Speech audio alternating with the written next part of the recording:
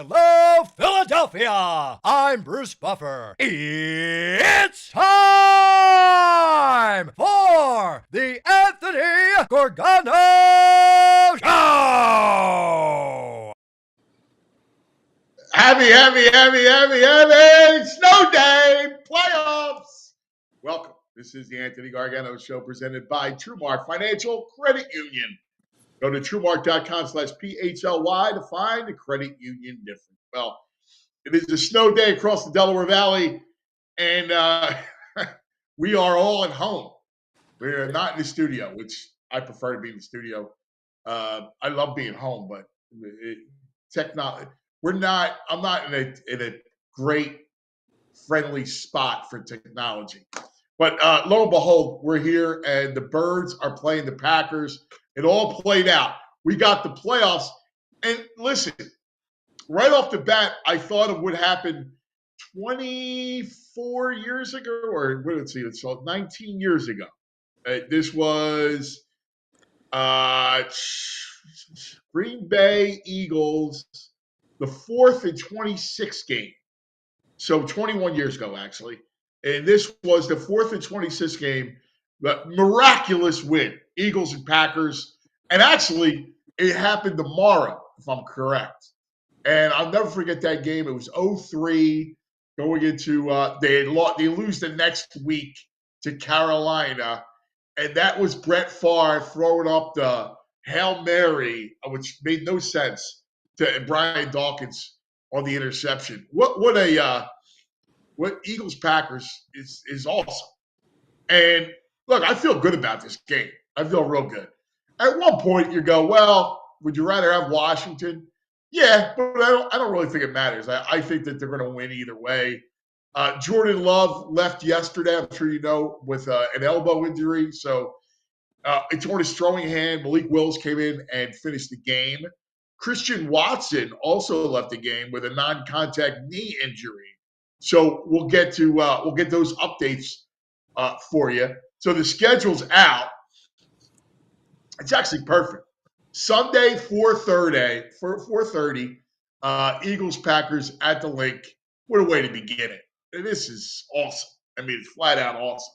So, and if things hold suit, it looks like if the Eagles win and then Tampa wins, it'll be Eagles and Tampa in the next round. That's what it appears to be. So we'll get into all that stuff. But here you go. It starts Saturday, Chargers, Texans, the rock fight of all rock fights, Steelers, Ravens, which is always a lot of fun. That's Saturday night. Denver and, that Bo Nix is ridiculous. Denver and the Bills, that should be a really good game. Of course, Green Bay, the Birds. The Sunday night game, Washington and Tampa. I actually thought the Eagles would be Sunday night, but I'm happier with the 4:30 start. And then, of course, Vikings-Rams to end the first round Monday night. It's a huge week for football because Thursday, we got Notre Dame, Penn State. Friday, we got Ohio State, Texas. And then all the playoffs on Saturday, Sunday, and Monday. So, beginning Thursday, it's a football extravaganza. This is our last hurrah for the regular season ended yesterday. I shed a tear, but look forward to the playoffs. I do think it's going to be a great run. Now, obviously, the Lions and how the Lions look, they looked great last time, right? Like their defense, they had Angeloni back at safety, and their defense, Darius Smith played really, really well. They got a lot of pressure on Sam Darnold. They were very aggressive. They got their mojo back, right? That defense looked really vulnerable against both San Francisco and Buffalo. They couldn't get any stops. And then there it was last night against Minnesota. They controlled the game. I mean, Minnesota had chance after chance, and they just snuffed them out inside the 5-yard line. 3 drives, they have to settle for 2 field goals and 2 missed fourth downs. It's unbelievable. That defense really played well. So look, it could end up Eagles-Lions Ford Field for the NFC Championship game. I do like their chances to get there. I love the Eagles' chances to get there. I do. I think they're going to win. They'll beat Green Bay, and then you're looking at probably Tampa. And Tampa's a house of horrors always for the Eagles, but this is a good time to get your revenge. Let's see. Got to get Jalen back, right? Everybody get back. I think they're in a good spot. Lots to get to. Good morning, my boy. VG, happy snow day across Philadelphia. What's up, brother? Happy playoffs. Yeah, I feel right at home here in the locker room. Yeah. So what do you think, Mr. Rory to come through. I like them, man. Packers, like I said, Packers smackers. I'm not that worried about the Packers. They're a little beat up. Their secondary. I think it's a good matchup for the Birds. And the line came out 3.5. I think it's up to 4.5, 5.5 on some books. People are digging it. I just saw 5.5. Yeah, that's a big line. It is. It's a big line. Yeah, it's a huge line. We'll get the Brain to get his take on it a little bit, but I'm with you. Look, I mean, would I probably rather play Washington? Yeah. But, yeah, again, I think the Eagles will win. I think Green Bay's tougher. We'll see about Jordan Love's elbow, VG.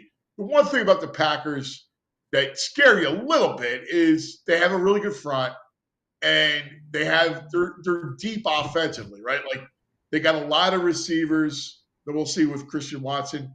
You got a great run game in Jacobs. You got tight ends. So they're pretty deep. They have a really good offensive line. So they're pretty deep offensive. Yeah, I guess LaFleur said Jordan Love could have come back yesterday. Yeah. So there's that.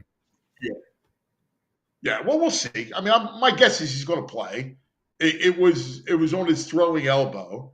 My guess is he's playing, but I don't know. I don't know what is it dinged up or what? Right? Like he left the game, and that sure precaution. Look what Washington did the same thing with Daniels, where they wanted to protect him in the second half.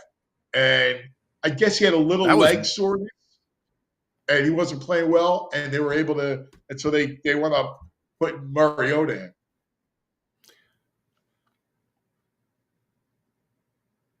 Dude, that was wild that they just sat Daniels.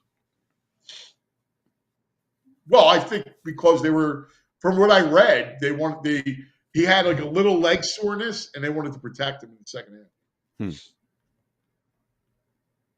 But you feel good. I feel good. Yeah, there's scarier teams out there. I don't want to face Baker Mayfield and the Bucks. Lions are nasty. Nah, I mean, listen, Lions. To me, the Lions go in as the favorite, right? Like, can the Eagles win in Detroit? Yeah, but the Lions are the best team going in. They were the best team all year long. They got healthier on defense. You see what happened when Anzalone in. Like, he's a big-time safety. So you see where that's at. Again, God bless. They're the favorite. Let's go see. You're a good team. You had another great year. Let's see. Let's go. That's how I look at it. Dude, they played aggressive last night on defense. The Vikings looked soft. That was like men versus boys last night. Darnold, the Cinderellas came and gone. Like, just pressure him. He is not comfortable at all. He looked like Darnold of old. He did, man. He did. He missed a lot of guys. Early on, like, he was high for like throwing the ball high for the first half, basically the first quarter and a half. He missed all his throws. He overthrew. And that's what we thought about the Vikings the whole time. Like, they're good, but they just seem soft. They seemed soft last night. even coaching. Yeah. Fourth quarter, they're down like, I don't know, they're down 8. It's 4th and 4. He kicks a field goal that goes wide right or wide left, but go for it, man. What are you doing? Field goal. Yeah. Yeah. It was a 51-yard field goal. What in the world? How in the world are you going to do that? Like, I didn't get that a little bit. Right. And then the opposite is you got a 4th and inches, and Crazy Campbell throws a seam route 20 yards that goes incomplete, but he's got 4th and inches. What's he doing? He challenged the play. Not. So they move the ball, and he's only inches away, and he ends up throwing a 20-yard incomplete seam route.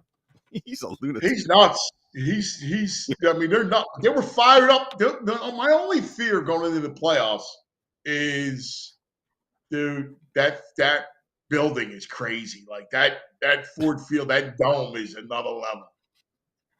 Yeah. I heard this morning they went 0 blitz 15 times. With Addison and Jefferson on the wideouts, they went 0 blitz 15 times. Yeah, I mean that just goes to show you. It's like, go ahead, Sam. Yeah. Sam, I'm not right. Like they're like, here, we're gonna put the game right in your hand. You got all those receivers. You got the tight end Hawkinson. You got all those weapons. Aaron Jones out of the backfield, and we're gonna go man on you everywhere. Yep, beat us, Sam, and Sam couldn't. He was helpless. No, he was. No, he was. And that's a good Minnesota defense. Everyone's raving about it. And the Lions were off. They still put up 30 points. I know, dude. Wow. I know. It was crazy, man. It was crazy. I mean, unbelievable. I'll tell you, I'm going into it, and all I'm thinking about, like, give me your biggest right now feeling, like when you think about the Birds in Green Bay. Like, I think there's an air of calmness from everyone. I can't tell because I'm in the middle of the snowstorm, but whatever. Stuck in the house. I mean, there's like an inch on the ground, by the way. Yeah, we don't even have an inch in the city. I would have rather played the Commanders, obviously, but I don't think anyone's too worried about this Packer team right now. Eagles are good. I think the Lions, the Lions are the worry, and then there is the Buccaneers, who always have our number for it feels like 2 decades now. Like that's what you're worried about after that. But I mean, the Eagles are the second best team in the NFC. We should be in the final of the championship game with the Lions. And I'll give you what, people were giving McVay a little hard time, and he would have got crushed here, rested all those players. He may have the right idea, man. Just sit at home, get healthy, and play the Vikings. Maybe he don't respect the Vikings either. I don't know. I think the Rams take the Vikings out. He was going to win a division, right? Like, he was going to win a division. So it was just a matter of seeds. So he's like, whatever, we're going to have to beat somebody anyway. So who cares? Yeah. I think they're going to beat the Vikings. Do you? Yeah, I can see it. I the Vikings. You know what's funny? I could totally see it. Like, you hate to be recency bias after last night, but I could totally see the Rams winning that game. Dude, how about this? I think the blueprint's out there now for the Vikings. You just got to pressure the hell out of Darnold, and he is not the same. No. Dude, how about the week of football we got coming up? I saw someone put the schedule up from Thursday to Sunday night. I was like, you got to be losing your mind. Notre Dame. By the way, the Rams. Good. Wow. Two more lovely, beloved fan bases. This is like the great. I don't know who to root for in this one. I can't wait. Lions fans or the Notre Dame fans. Oh, 2 incorrigible fan bases. Should be a great game, though. Dude, what? This is a classic. This is college football classic. You got to respect the fan bases. Respect them. They're just so annoying. They're both so obnoxious. They're not obnoxious. It's great. That's Notre Dame. Who's not obnoxious? Nah, they're not obnoxious. Come on, man. Well, what? You're going to Ohio State? Texas? Yeah, less obnoxious. No, Ohio State. I don't, because I don't see them. Where do I see Ohio State people? I don't see them. Well, you live in Philadelphia, so there's going to be Penn State people. And Notre Dame. They act like they're Duke.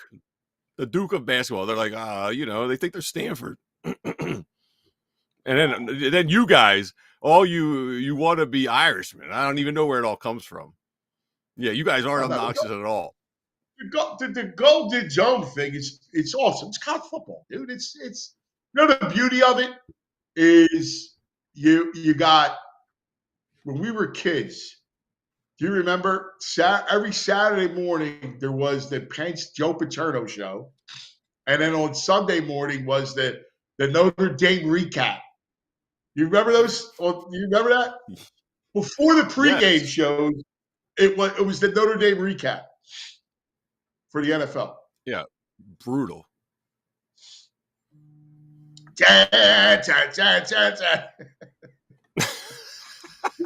You got Jimmy Garecki agrees with me. Both fan bases is annoying AF. I agree, Jimmy Garecki. Come on, Jim. Come on, brother. It's Notre Dame. To start the week with that on a Thursday, Texas, Ohio State on a Friday, and then all the NFL games. I mean, not for nothing, right? You got Chargers, Texans. I'm down. I'm interested in that. The Texans are always the 4:30 game on Saturday, aren't they? Someone posted, I think the last 4 games they've been like, oh, it is 4:30. They put 2:30, but that's 4:30 our time. They always play at 4:30, 2:30 their time. That stinks. Yeah, that's the non-sexy time slot. Yeah. Right? Yeah. And then you got Steelers Ravens is ridiculous. I mean, Pittsburgh looks horrible right now. Yep. Well, we had talked when we were talking it would be for win totals at the beginning of the season. The second half of the Steelers' schedule was brutal.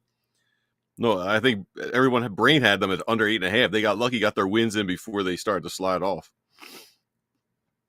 But I will say, you never know with that rivalry. That's one you don't you just can't count the Steelers out. Yeah, because classically, from a better perspective, I think classically those games are always within a field goal for the most part. 90% of those games are always within a field goal. But the Ravens are rolling. The Ravens look good. Lamar looks ridiculous. His numbers, I mean, he probably should be the MVP if you just look at the stats, but in the context of Josh Allen and everything he lost and the talent around him, I mean, I probably nod to Josh Allen, but Lamar Jackson's stats are ridiculous this year. They are. I mean, listen, terrific, but to me, I don't think it's close. Allen, look at the record. The record it means something. I don't know. I think Allen is. I mean, he's been superhuman the whole time. I mean, not that Lamar hasn't. I guess because Lamar's won it, I go now it's Allen. You know. Yeah. He's got 4,000 yards, 40 touchdowns. Denver and Buffalo, man. Wow. Bo Nix is going to be scared. They look great in those throwback uniforms, too. They look ridiculous yesterday. That was a fun game to watch. They pounded them. They did. It was funny. I was texting with Spags after the game. He was so mad because, he couldn't do anything, right? You're not going to call any exotic. We're going to play vanilla. You're going to play base defense. And he's not the biggest Sean Payton fan.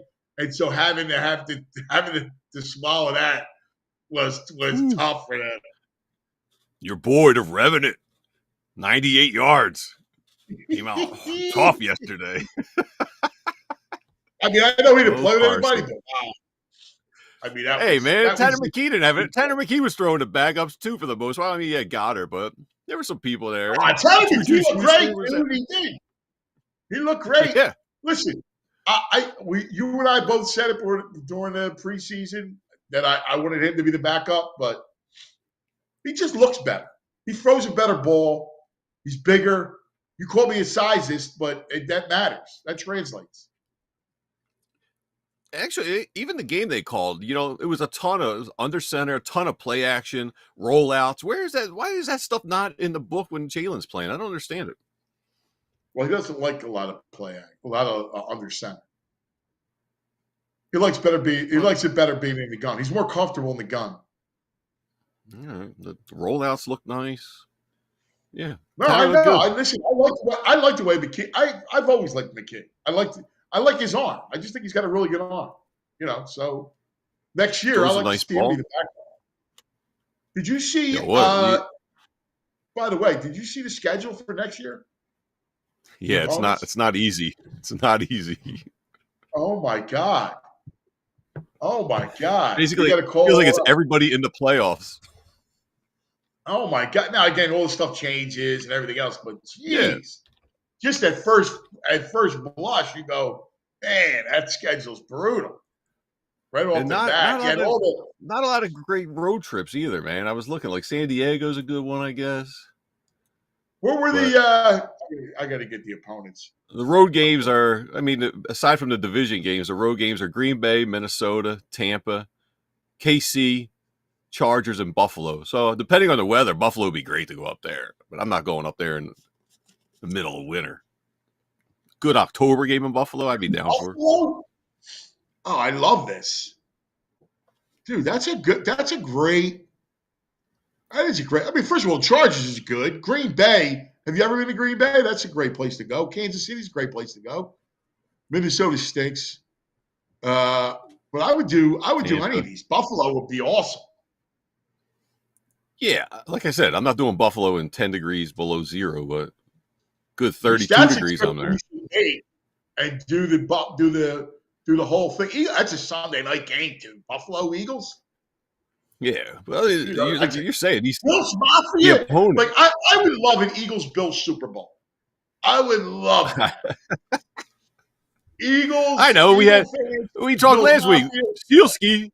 Sealski saying he wouldn't even be upset if the Bills beat the Eagles at the Super Bowl because he likes that fan base so much. Get out of here. Yeah. No, But they got it's more of a respect for the franchise. They play the Lions, they play the Rams, they play the Broncos, the Packers, the Vikings, the Bucks, the Chiefs, the Chargers, the Bills. That's nasty. Yeah, I know. It's crazy, that schedule. It's crazy. What do you think? Let me ask you. You're a vibesman. Is this the year? Like, you never know going into the playoffs, but you're set up. You got 2 home games, right? Like, you're theoretically you're going to play 2 teams you're much better than. I mean, look, I know Tampa historically has been a problem, but I think the Eagles are a better team. I think whoever comes out of the NFC wins the Super Bowl. And it's going to be the battle of the meatheads, Dan Campbell, Nick Sirianni. Throw their junk on the table and see who's got it. And I don't know. We're healthy. The Eagles are healthy. They got a puncher's chance. They got more than a puncher's chance. They're good. It's a toss-up, I think, who comes out of the NFC. How come we don't have a meathead? Like they have the cheeseheads. We should be the meatheads. Well, they give us the cheesesteak heads, though. I know. Yeah, I don't love the cheesesteak head. Yeah, me neither. I'm not a fan of the cheesesteak head. Yeah, me neither. It's funny. Everybody, dude, the whole world took off today. And I think it was more like, hey, it's going to snow. Everybody just take off. Like, there's no reason that we're home. I'm home. Both my kids are home. Like, there's like a quarter of an inch out there. I know. They canceled, like, the city's off. Yesterday afternoon, the city offices are closed down. Yeah. I think this whole thing was like, you know what? Bleep it. Let's everybody take. It's the holidays. Everything fell on a Wednesday. Give everybody off Monday, and then we'll go at it. Yeah. I think they're kind of in a tough position, too. Back in the day, they could just call it in the morning. There weren't as many, like, 2 families working. So now, like, you got to do a daycare adjustments, or if daycare's closed or schools are closed. I guess they all try and give you the heads up so you can plan it a day in advance. I don't know. I don't have kids, so it doesn't matter to me, but I guess that's the logic and reasoning. Does it make your life easier if you have kids? Oh, it does, dude. I mean, let's face it. It does. It matters. I mean, Anthony goes to St. Augustine, and they got canceled early yesterday, and then Moscow with St. Margaret's, they got canceled probably by the 4:00 game. After the Eagles game, it got canceled. Yeah, so I mean, if you wake up in the morning, like, it would be a mad scramble. Like at my house, it was different. The 7:30 they canceled class. My mom was home all day. She just, I don't know, cook us some breakfast. Right. But if both parents are working, and you get a 7:30 announcement classes are canceled, I guess that's a monkey wrench in your day. Yeah. All right, we got lots to get to, my man. Tons of stuff. we're going to talk to Zach Berman, Z Berm.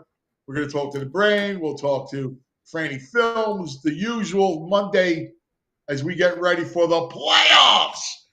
Playoff, brother. Love it. This is Super Bowl time, brother. This is Super Bowl. All right. Super Bowl or bust? Are we a Super Bowl or bust? All right, I'll tell you about TrueMark. TrueMark Financial Credit Union. You know, we love our people over at TrueMark, and you can't go wrong with the credit union. And you can't go wrong teaching your kids a little financial responsibility and, you know, how it all works. Because when I left school, I didn't have any idea. Writing a check was like, what? I didn't know how to balance a checkbook. So it was a disaster. You don't want your kids to be like me, so teach them some financial responsibility. And TrueMark has the ultimate playbook for this with their free Greenlight account. The Greenlight app is totally changing the game as far as teaching kids and teens how to learn, save, and spend wisely. The kids can set up savings goals, track their spending, get an allowance. It's all right there in this Greenlight app. And the app is totally free. Within the app and this whole program, you know, the kids get their own debit card so they can go out and make their own purchases. Feel like a mini adult, you know, feel a little real world money skills. And you stay in control of everything from your own phone with the app. You get a peace of mind, and they get the freedom to make smart decisions with their money. And it's just like coaching your kid through their very own financial game. And for TrueMark Financial members, this is totally free. So now's the perfect time. It's never too early to introduce your kids to some financial responsibility in this cool program through the Greenlight app. Get your kids and get signed up today. You go visit truemark.com/greenlight for more information on the school program. Hey, a couple things. Well, Tony the Ref said it's a liability issue for transportation. So that's a big deal why you got to cancel, which makes perfect sense. Lawyers. Nikki said, yeah. And Nikki from Collegeville said, what's VG doing in the locker room? I got a credentialed over the weekend. Yeah, I like it. Hey, I'm stealing bikes. You're still a bike chains, baby. I love it. Yeah. Let's talk about Golden Nugget Jewelers. That's where Philly gets engaged. Golden Nugget Jewelers. Now here, a couple of things. One, Valentine's Day's coming up. So if you somehow you look at it and you go, I met that somebody. I got to get a ring. Well, if that's the case, go see my man Yaron at Golden Nugget Jewelers right on 8th and Chestnut. Make sure you go check him out. He's going to take great care of you. He'll give you a whole educational endowment and work within your budget and everything else. So check out Golden Nugget Jewelers to get engaged.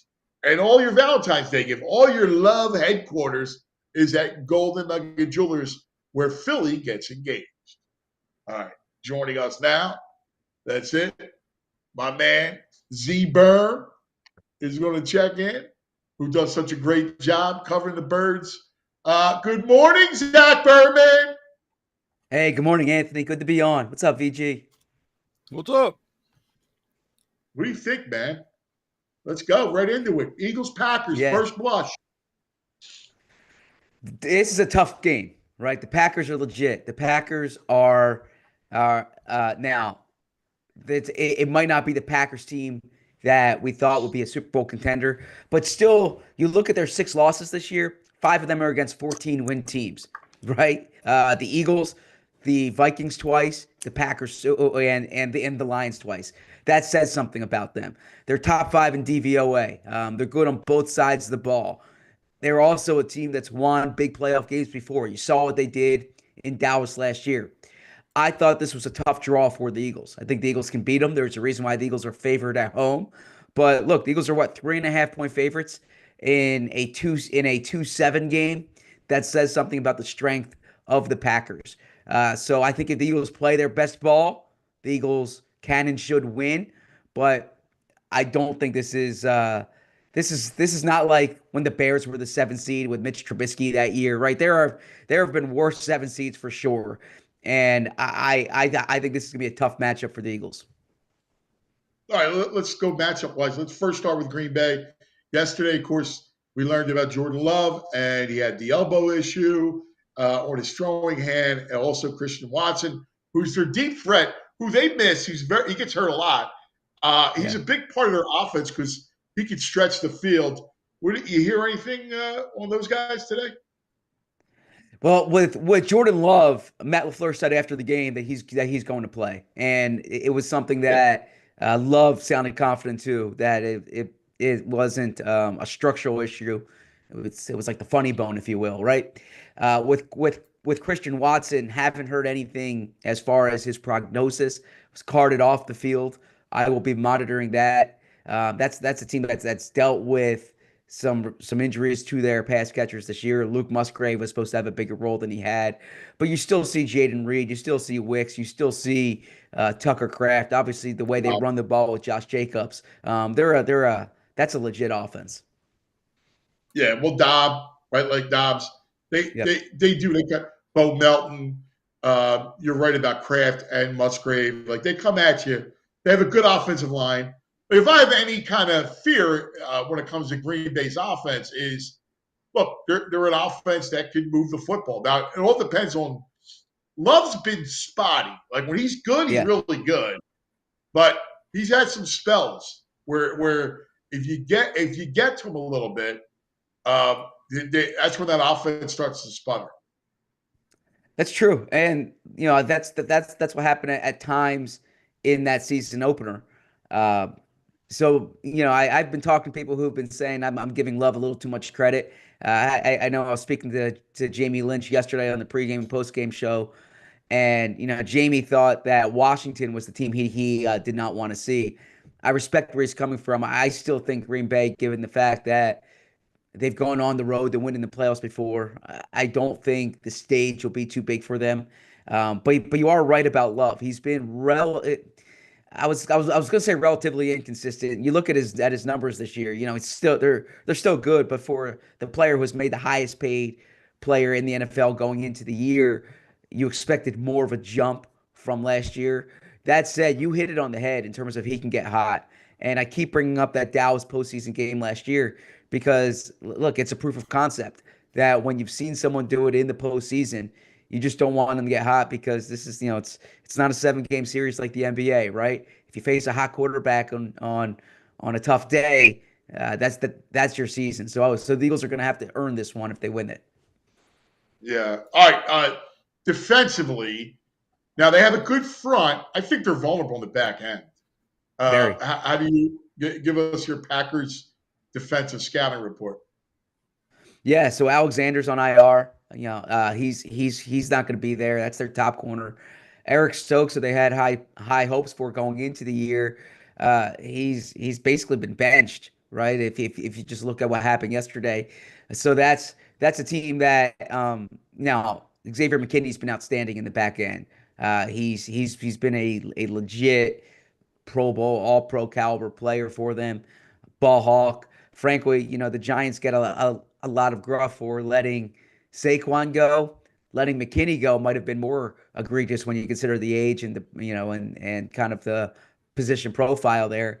That said, I do think the Eagles can move the ball through the air. I think there's going to be this impulse to run, and have Saquon unlocked for the postseason.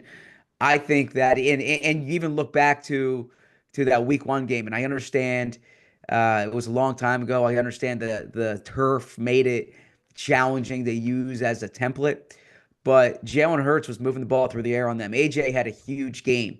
You think of that first play coming out of halftime. So I do think there are going to be opportunities through the air, and you even look at. I haven't watched that whole Bears Packers game. I kind of skimmed through it yesterday, but the Packers were able to make some plays too. So I think I'm sorry, the Bears were able to make some plays too, and the Eagles have a better passing offense. So I do think that the back end they are vulnerable there, and I think if protection can hold, which I'm confident that they can, I think there's plays to be made through the air. Yeah, I do too. I look at it, that to me is exactly where you can get them. So let's look about Jalen, right? Like, so what was the deal with protocol? Why did it feel like protocol took a long time, or longer than usual?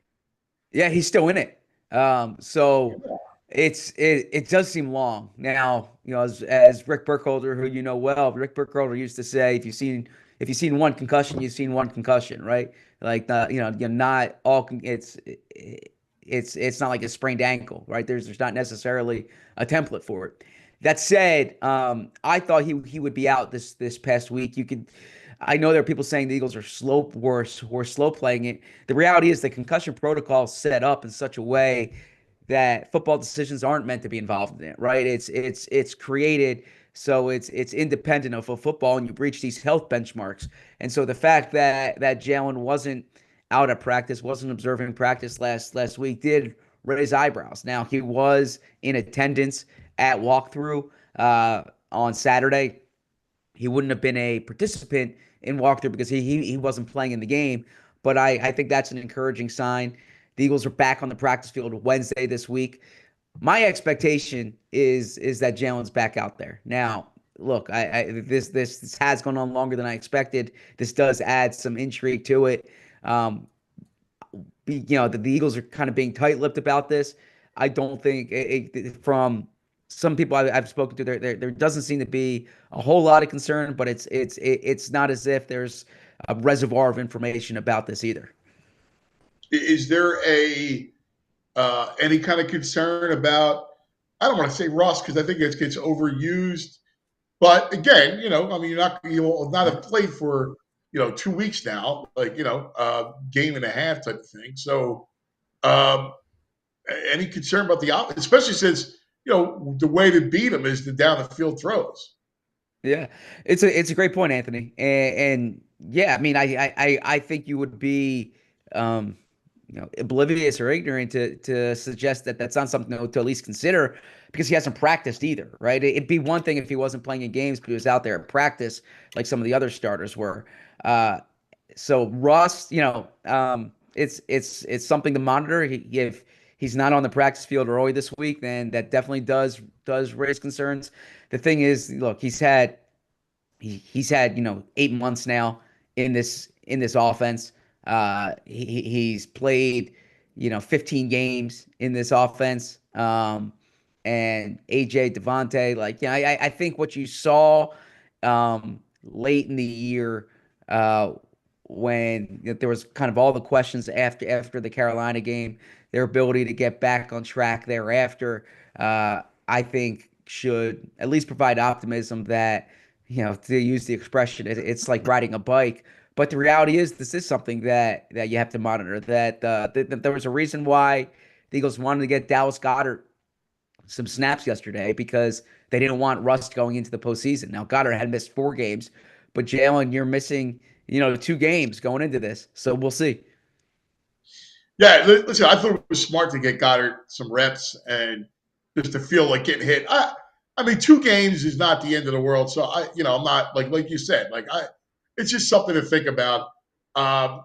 They've gotten off to slow starts before. We'll see. But this is a team that you're going to want to go down the field.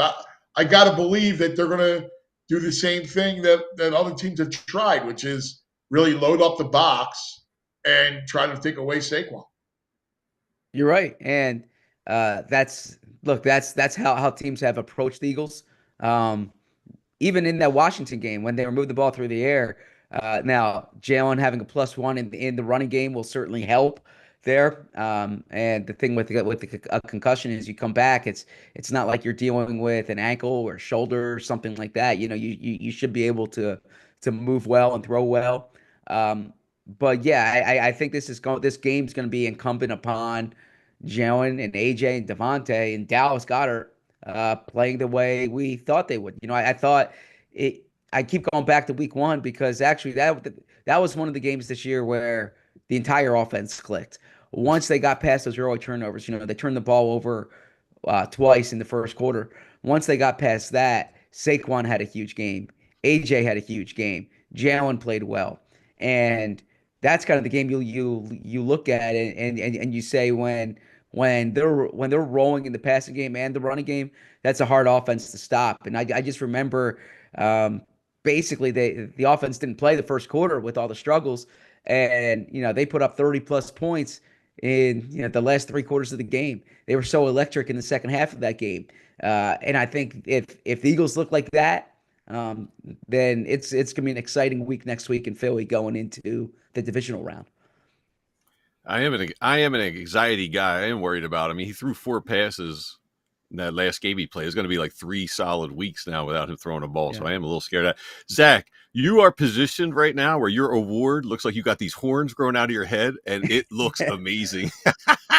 I love it, dude. I appreciate it. I'm jealous of you. I want to be in the locker room today, man. I see Kelsey There's- back. It's been some time since I've been able to talk to Kelsey in the locker room, but you got Lane, you got Jurgens. So Jurgens' locker, Yeah. that's now Mekhi Becton's locker right there. But I like that setup you have. There's nothing going on here. Just me and the janitors right now. Hey, why Troy was has said what's Brady- up. yeah.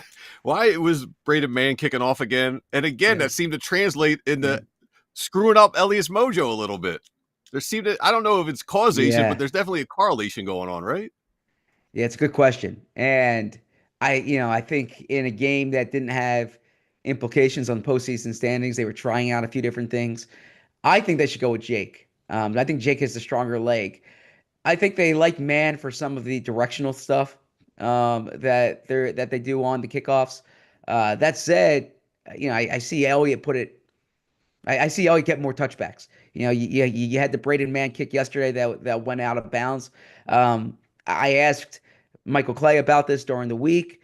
Michael Clay, the special teams coordinator, and yeah, I mean they say they like both of them, and he kind of compares it to having two different style returners. You have Cooper DeJean, you had Britton Covey when he was healthy, but I think that I think they should go with Elliott.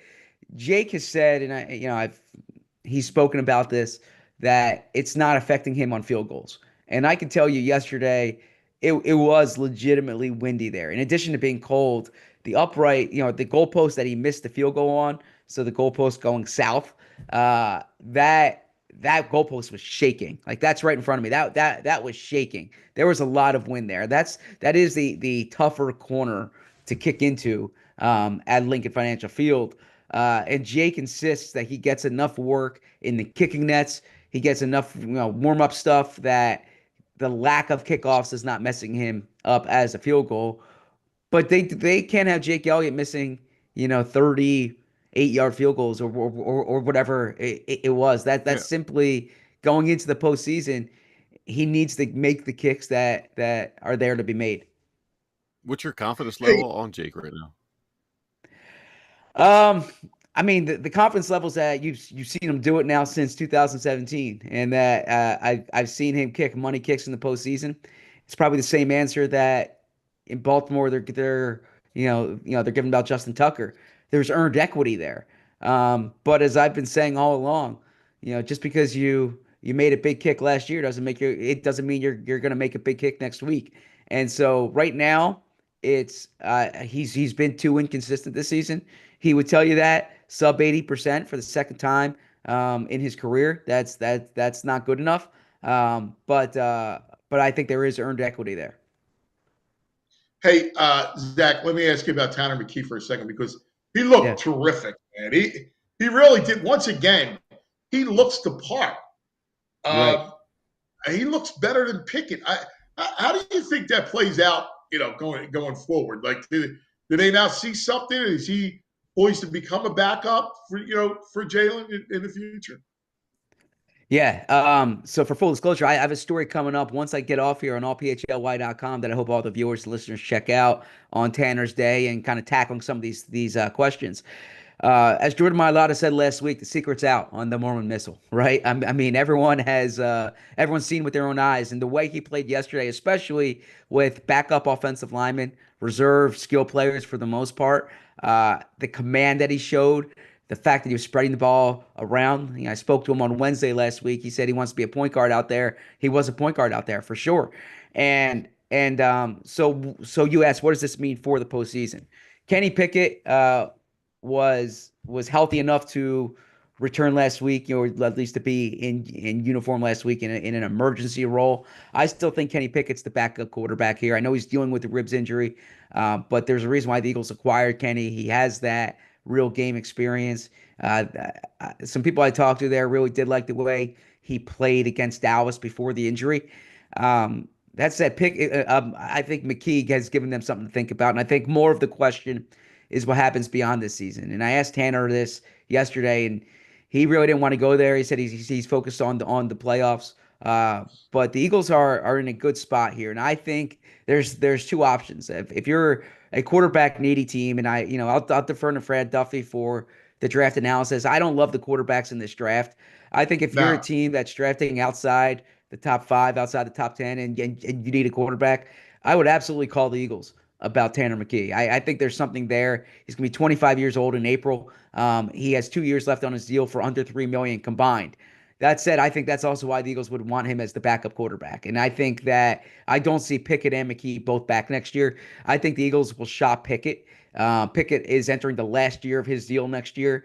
Even if you don't get what you traded for him, if you get a year of Pickett and you can move him for a fifth or a sixth, whatever it may be, and then make McKee your backup quarterback, I think that's probably the route they would go, given the cost-controlled nature of McKee, the fact that you would have 2 years on him, and they really like what they see for a sixth-round pick that developed the way he has. It's a credit to McKee. It's a credit to Howie and the scouting staff. It's a credit to the coaching staff. They didn't go into that draft looking for a quarterback per se.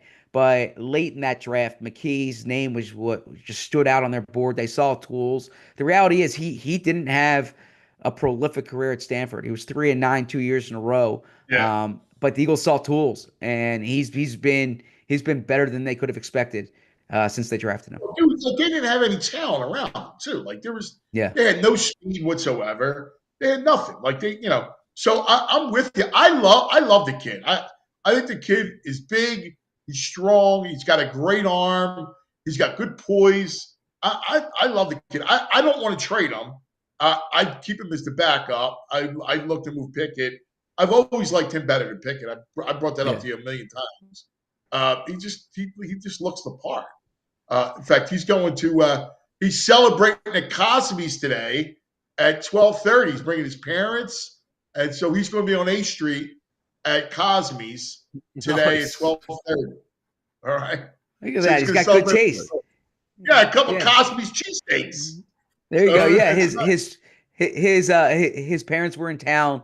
He picked them up at the airport. They were able to come in for this game. That's cool that he's going there. And to your point, I thought he outplayed Kenny Pickett this summer. Like, from an objective perspective, I thought McKee just looked better. And if you kind of take the experience and the draft pedigree aside, yeah, I agree. And I always say this, and I've said this on the show, players know. And the way the players have talked about McKee since he has been here has really jumped out to me. I'll put it this way. They weren't talking about Clayton Thorson like this a few years ago, right? So I think players saw right away that there's tools here, that there's talent here to develop. So let's go. Oh. Go ahead, PG. I was just going to say, I know that you gave up a third rounder for Pickett, but this seems like the perfect time to just be like, oh, he's got a rib injury. Tanner's now the number 2 until Kenny's ribs, which can linger. It seems like the perfect time to drop him down on the depth chart. Yeah, I hear you there. I'm still skeptical that's the direction they would go, because I think the conditions that the reason they wanted to bring in Pickett in the first place, those conditions are still present. So I think that's going to be kind of the motivator there is that he has game experience. He is they like the way that he played a week ago, and so I think that's the direction that they'll go still. All right, let's get back down to business. Health-wise, where are they, Zach? Yeah, I mean, they're pretty healthy going into this. I mean, obviously the starting quarterback is the big one here. Right. And so Jalen has to get out the concussion protocol. But otherwise, the week of rest was really important for them. The player that you want to monitor is Nakobe Dean. He's dealing with an ab injury. I heard last week he was progressing. I'm expecting Nakobe to be out there. But outside of that, I know some of the veterans in that locker room, Lane and AJ in particular, were really eager to have that week to recover. I mean, AJ and Devontae have both been dealing with things during the backstretch of the year. AJ with that knee, so I think they're going to be fairly healthy going into this. Bryce Huff played the most snaps among defensive linemen yesterday. That was not by accident. They want to. They thought he was rusty 2 weeks ago. They wanted to get him some work. So health is not a problem going into the postseason. And then the farther you go into the postseason, if they are able to beat Green Bay or they are able to win a divisional game, then the conversation starts to come up about Brandon Graham. But as of now, you got Goddard back, and I think N'Kobe and Jalen are the only two ones to monitor this week. Hey, I got to bring this up to you because I was sort of annoyed by it, but Jeremy Fowler from ESPN talked about, well, you know what? If Nick does not get to the NFC Championship game, then there could be something with his job. And Jeremy Fowler usually does. I think he does a good job. I was kind of surprised at that take. Yeah, I mean, I think the NFC Championship game would be stretching it out to frame it that way. I do think there is a sentiment around the league that this Eagles season is about what happens in the postseason, and not to say that it's Super Bowl or bust or championship game or bust, but that double-digit wins is kind of the expectation. That this is a roster, as Howie and Jeffrey have kind of indicated, or certainly Jeffrey's indicated, that this was built to be a championship contending roster. And so I think that question comes up more if it's like one and done. And even then, Nick Sirianni in 4 years here, he's had two 14-game winning seasons. He's had two 14-win seasons. The only two 14-win seasons in franchise history are under Sirianni. Now I understand it's a 17-game schedule, but it would surprise me if Sirianni's not back next year. I think the only kind of wiggle room is that this year is going to be remembered based on what happens in the postseason. And you've seen teams have big regular seasons, and when there's quick exits, somebody's often held responsible, right? You saw last year it was at the coordinator level. I don't think it's going to be the quarterback. I don't think it's going to be the coordinators this year, right? I think it's premature to kind of get into that. I think a lot of it obviously depends what happens, but also how they play, how they look. And I can't emphasize this enough. Green Bay is a tough draw, right? I mean, Green Bay is a Super Bowl contender. You thought that going into the year. I remember talking to you guys outside on the street in Sao Paulo, and we're talking about how tough an opponent Green Bay is. I don't think that changed much. So I think that going into the postseason, there has to be an understanding that this is a loaded NFC, that it's going to be hard to get to the Super Bowl, but they are capable of doing it. Yeah, I guess I go look at it and say, I mean, they need stability, right? Like the last thing, I mean, we all expect them to win and beat Green Bay. God forbid they don't, but they need stability. And the one thing about Sirianni is he answered the question from last year. The question of last year where they had to slide, can you get it back? And he got it back. And they had that slow start, and they went on a huge roll. I think it's ridiculous to kind of talk about, moving on from him, no matter if they don't get far enough. And the other thing is, look who's out there. There's not like a lot of great names out there. Like, I don't even know if Ben Johnson's going to be a good head coach. Like, he's a great play caller and offensive mind, but people around the league will tell you he's kind of introverted. Yeah, I agree that it's, any kind of conversation is not just moving on from the coach you have, but it's also who are you going to replace him with. And I think, look, this locker room responds to Nick. Nick has answered the bell, like you mentioned, time and time again. You think about what the conversation was during the bye. You think about what the conversation was after the Cleveland game. You look at where they are now. There are a lot of celebrated coaches in this league who would kill for 4 straight playoff appearances, who would kill for 3 double-digit win seasons, a Super Bowl appearance, 2 14-game or 2 14-win seasons. So Nick's resume speaks for itself. The reason why I say that there's wiggle room is look, Marty Schottenheimer was fired after a 14-2 season.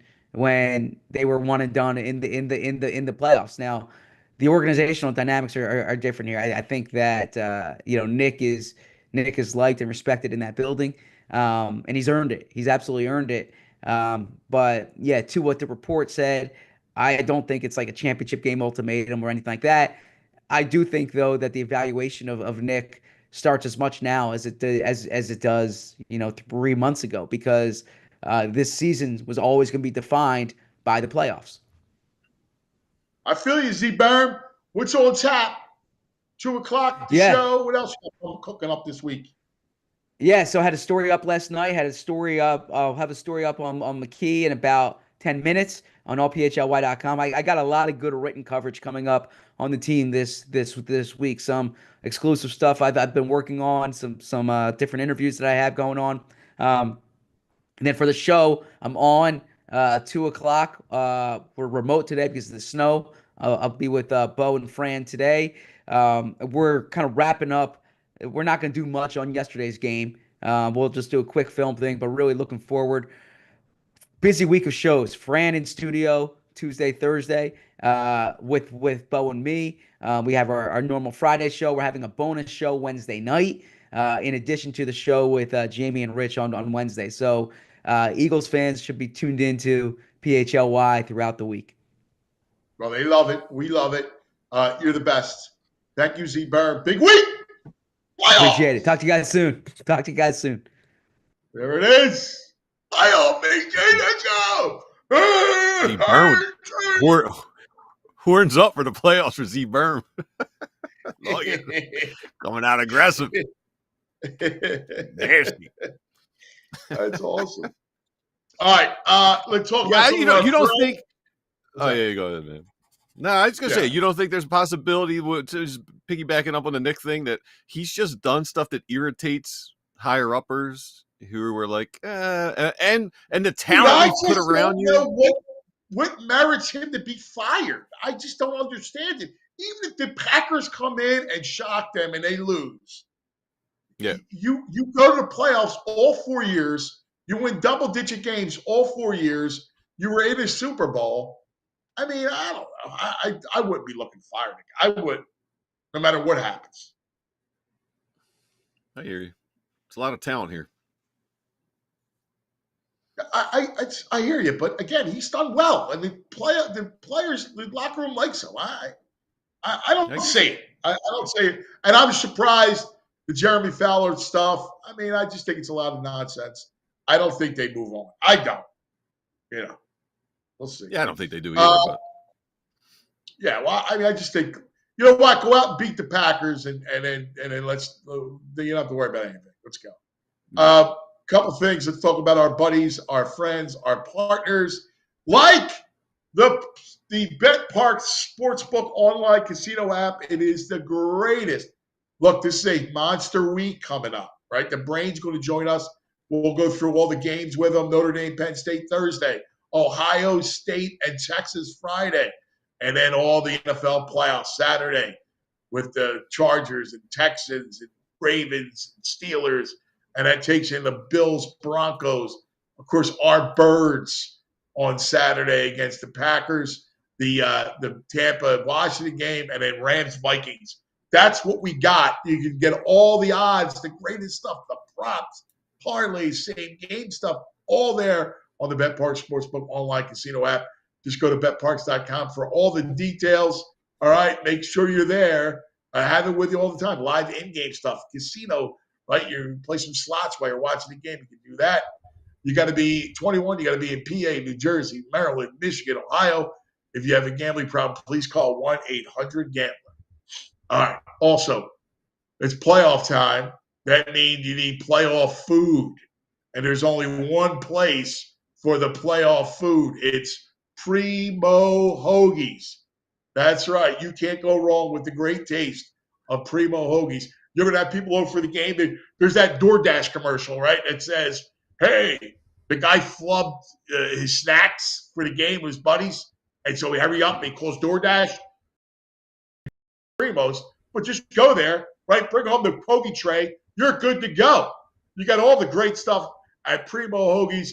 the same great taste on that roll, the seeded roll that they've been using for years and years and years. All right, since the original opened on Ritter Street in 1992. Check out primohoagies.com for the location nearest you. You'll say what I always say. It's not just a hoagie. It's a Primo. All right. This portion of the program, my man, brought to you by the Bet Park Sportsbook online casino app. So, VG, let's welcome in the brain. Brain. Red, the brain finder. There he is, brain. Top of the Good morning morning to you, buddy. Where you at? Bahamas, Atlantis.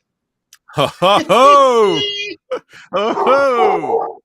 Oh, that's fabulous. Look at you, little post-holiday Bahamas. Yeah, well, I like it here. I get a free trip here every year, so I'll get one more next year will be my last one, then I won't get the free ones anymore. But as long as I get these free trips, I always take them. Well, good for you, my brother. This Good for guy, you. free trips to the Bahamas. Yeah. God bless. Hey, I got to tell you just real quick before I forget, guy. I heard something interesting.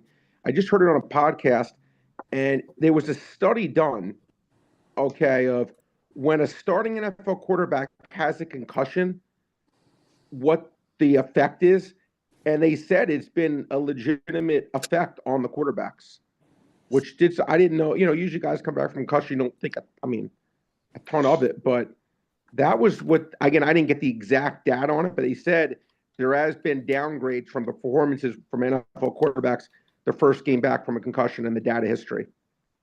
So that was interesting. Wow. What was the I wouldn't have thought last? That. Oh. Yeah, I didn't. That's interesting. That's interesting. Have Brad you coming again, bearing good news. Any of the players? Say it again, Peter?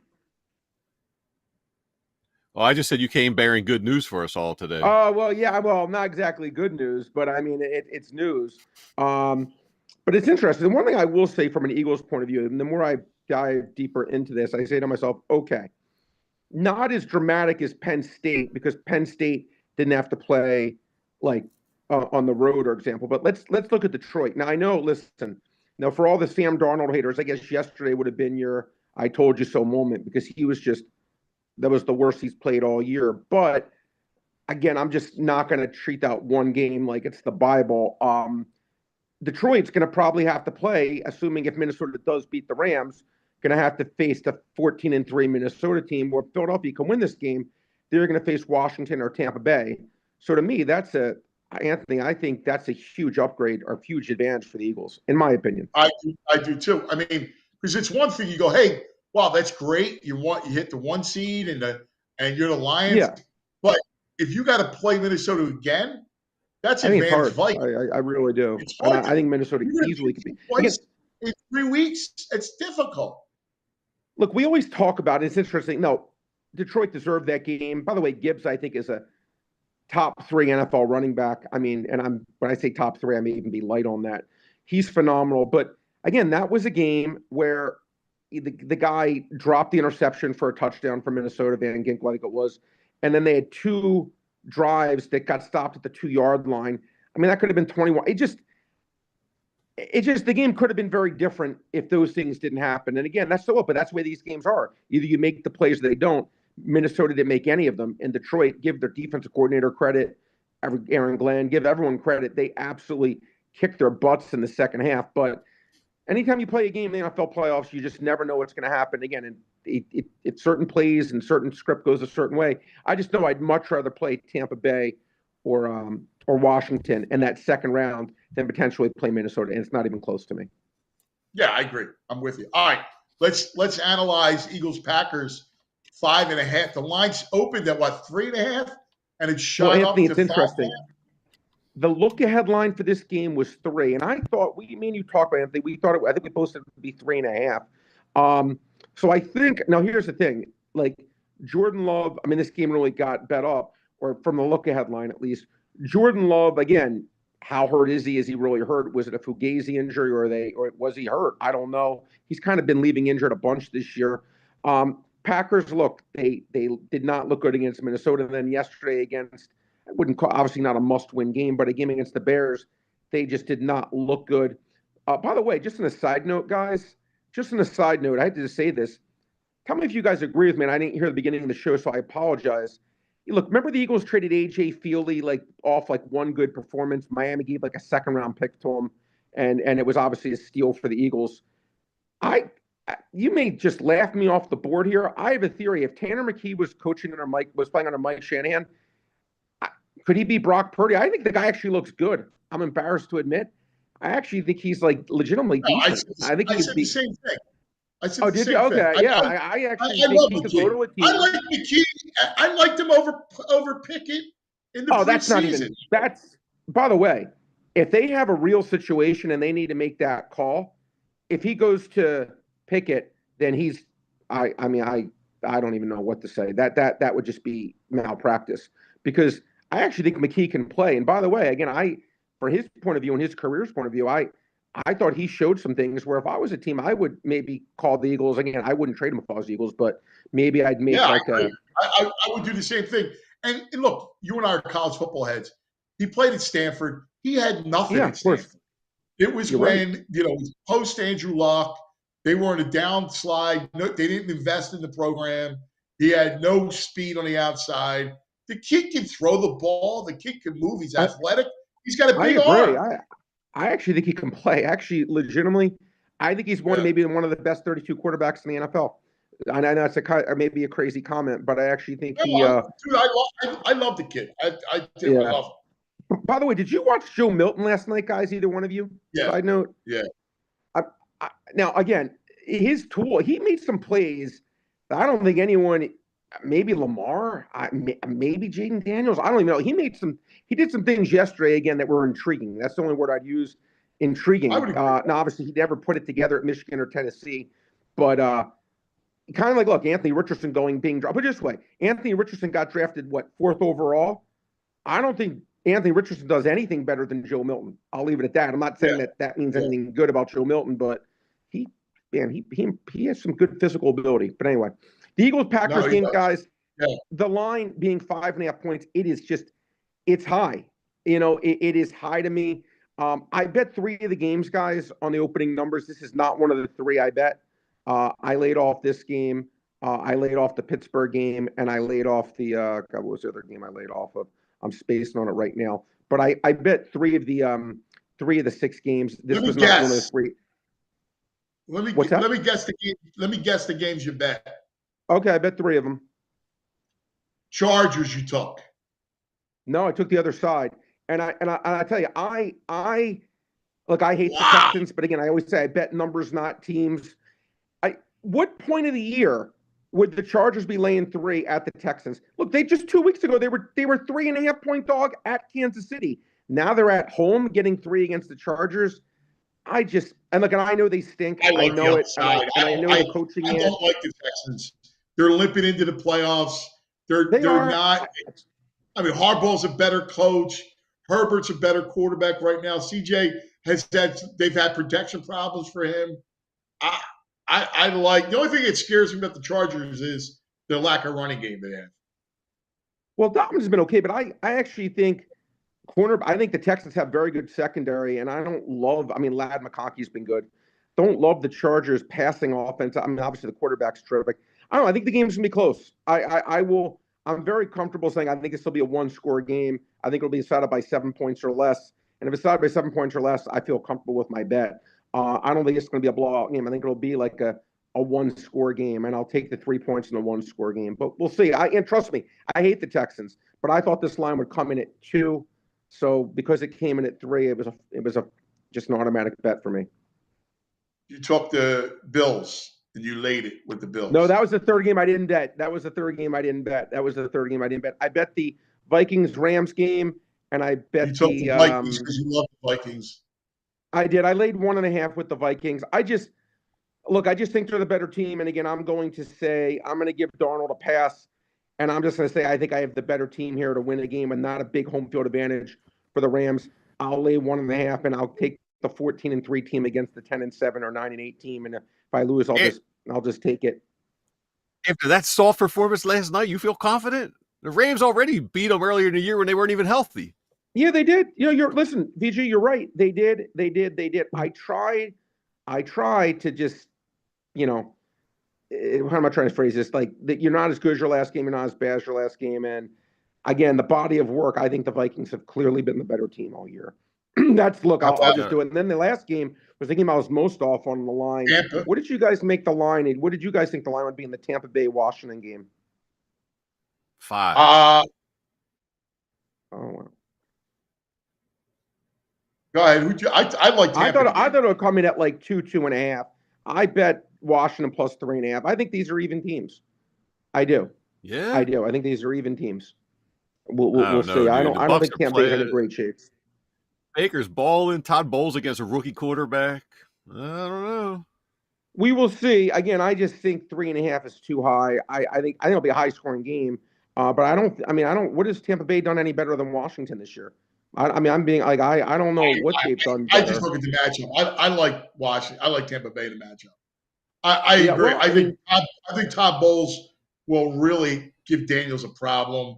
I'm not in love with Washington's defense. No, I'm not in love with their defense either. I like Tampa a lot, to be honest with you. Well, I was wrong on all your games. What's that? You're the anti-brain today. I was wrong on every one of your games. Yeah, well, you have to get action on both sides of these games. Again, to me, I just think anything above 3, anything north of 3 to me is just too high, and I can't get there 3.5 points. I just cannot get there. I think it's going to be a close game. Again, I think these games, that and the Chargers game, I think will be 1-score games, and if I'm getting 1-score games, I'll take my chances with the underdog. I think in the games, I think will be tight. I think the game will be tight. I really do. But the Eagles game, going back to the Eagles game, guys, all weekend. I do think the Eagles win the game. I really, really do. But gosh, man, 5.5. If Jordan Love's healthy, I mean, which I think he is. I think he is. My lean here would be towards Green Bay as of today. But I do think the Eagles are going to win, and I actually really think the Eagles have a really good team and a really good chance to go to the Super Bowl. I really think they're arguably the best team in the NFL. So it's not an anti-Eagles position at all. I actually do think they win the game, but man, 5.5 is just a little bit above my comfort zone in terms of laying 5.5 with them. I get that. Oh man, the lake's going to be rabid. I don't know if Jordan Love knows what he's getting into. It's a 4:00 game. They're going to be nice and juiced up. The fans, it's going to be crazy in that building. I mean, let me ask you a question. When he was at Dallas, when they put up 56 points in the playoff game, I'm sure Dallas fans were ramped up. When he was at San Francisco, on, they're Dallas fans. They're not the same as Birds fans. Okay, well, okay. Indoors. When he came in here, 2 years ago, and went on he had one drive, he went down the field in 3 plays, touchdown. I mean, I don't know. I think he's shown he has the ability, Jordan Love, to have good performances. Look, I like the Eagles to win the game. I like the Eagles to win the game, BG. So I'm not. I think the Eagles will win the game. I'm just saying. Again, the line was 3-3 on the opening look-ahead line. 5.5 from 3. That's a difference. That's all I'm saying. Yeah, I just feel like there's so much premature Jordan Love. I mean, he's a good player, but I mean, I think he's a little over-loved out there. Yeah, no, that's fair. That's fair. But then again, Jalen Hurts, how good has he been? You're being completely objective about it. He hasn't had a good year. So they've gone 14-3. They've gone 14-3 with him, which is fine, by the way. It's not an insult. He's just been along for the ride, so to speak. It's been a great defensive performance from them since that Tampa Bay game. And it's been Saquon Barkley having arguably the best year any running back in the history of the NFL's had.